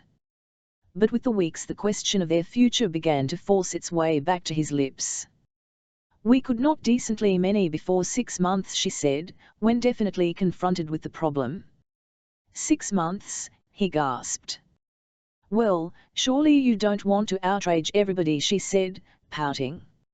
At first he was outraged himself. What? She who had been ready to flutter the world with a fantastic dance was now measuring her footsteps. But on reflection he saw that Mrs. Glamorys was right once more. Since Providence had been good enough to rescue them, why should they fly in its face? A little patience, and a blameless happiness lay before them. Let him not blind himself to the immense relief he really felt at being spared social obloquy. After all, a poet could be unconventional in his work, he had no need of practical outlet demanded for the less gifted. They scarcely met at all during the next 6 months. It had, naturally, in this grateful reaction against their recklessness, become a sacred period, even more charged with tremulous emotion than the engagement periods of those who have not so nearly scorched themselves. Even in her presence he found a certain pleasure in combining distant adoration with the confident expectation of proximity, and thus she was restored to the sanctity which she had risked by her former easiness. And so all was for the best in the best of all possible worlds. When the 6 months had gone by, he came to claim her hand. She was quite astonished. "You promised to marry me at the end of 6 months," he reminded her. "Surely it isn't 6 months already," she said. He referred her to the calendar, recalled the date of her husband's death. "You are strangely literal for a poet," she said. "Of course I said 6 months, but 6 months doesn't mean 26 weeks by the clock. All I meant was that a decent period must intervene. But even to myself it seems only yesterday that poor Harold was walking beside me in the Cahors Park." She burst into tears, and in the face of them he could not pursue the argument. Gradually, after several interviews and letters, it was agreed that they should wait another 6 months. "She's right," he reflected again. "LVVE have waited so long, we may as well wait a little longer and leave malice no handle." The second 6 months seemed to him much longer than the first. The chant of respectful adoration had lost its novelty, and once again his breast was racked by fitful fevers which could scarcely calm themselves even by conversion into sonnets. The one point of repose was that shining fixed star of marriage. Still smarting under Winifred's reproach of his unpoetic literality, he did not intend to force her to marry him exactly at the end of the 12-month. But he was determined that she should have no later than this exact date for at least naming the day. Not the most punctilious stickler for convention, he felt, could deny that Mrs. Grundy's claim had been paid to the last minute. The publication of his new volume, containing the Winifred lyrics, had served to colour these months of intolerable delay. Even the reaction of the critics against his poetry, that conventional revolt against Eve 1's second volume, that parrot cry of overpraise from the very throats that had praised him, though it pained and perplexed him, was perhaps really helpful. At any rate, the long waiting was over at last. He felt like Jacob after his years of service for Rachel. The fateful morning dawned bright and blue, and, as the towers of Oxford were left behind him, he recalled that distant Saturday when he had first gone down to meet the literary lights of London in his publisher's salon. How much older he was now than then, and yet how much younger. The nebulous melancholy of youth, the clouds of philosophy, had vanished before this beautiful creature of sunshine whose radiance cut out a clear line for his future through the confusion of life.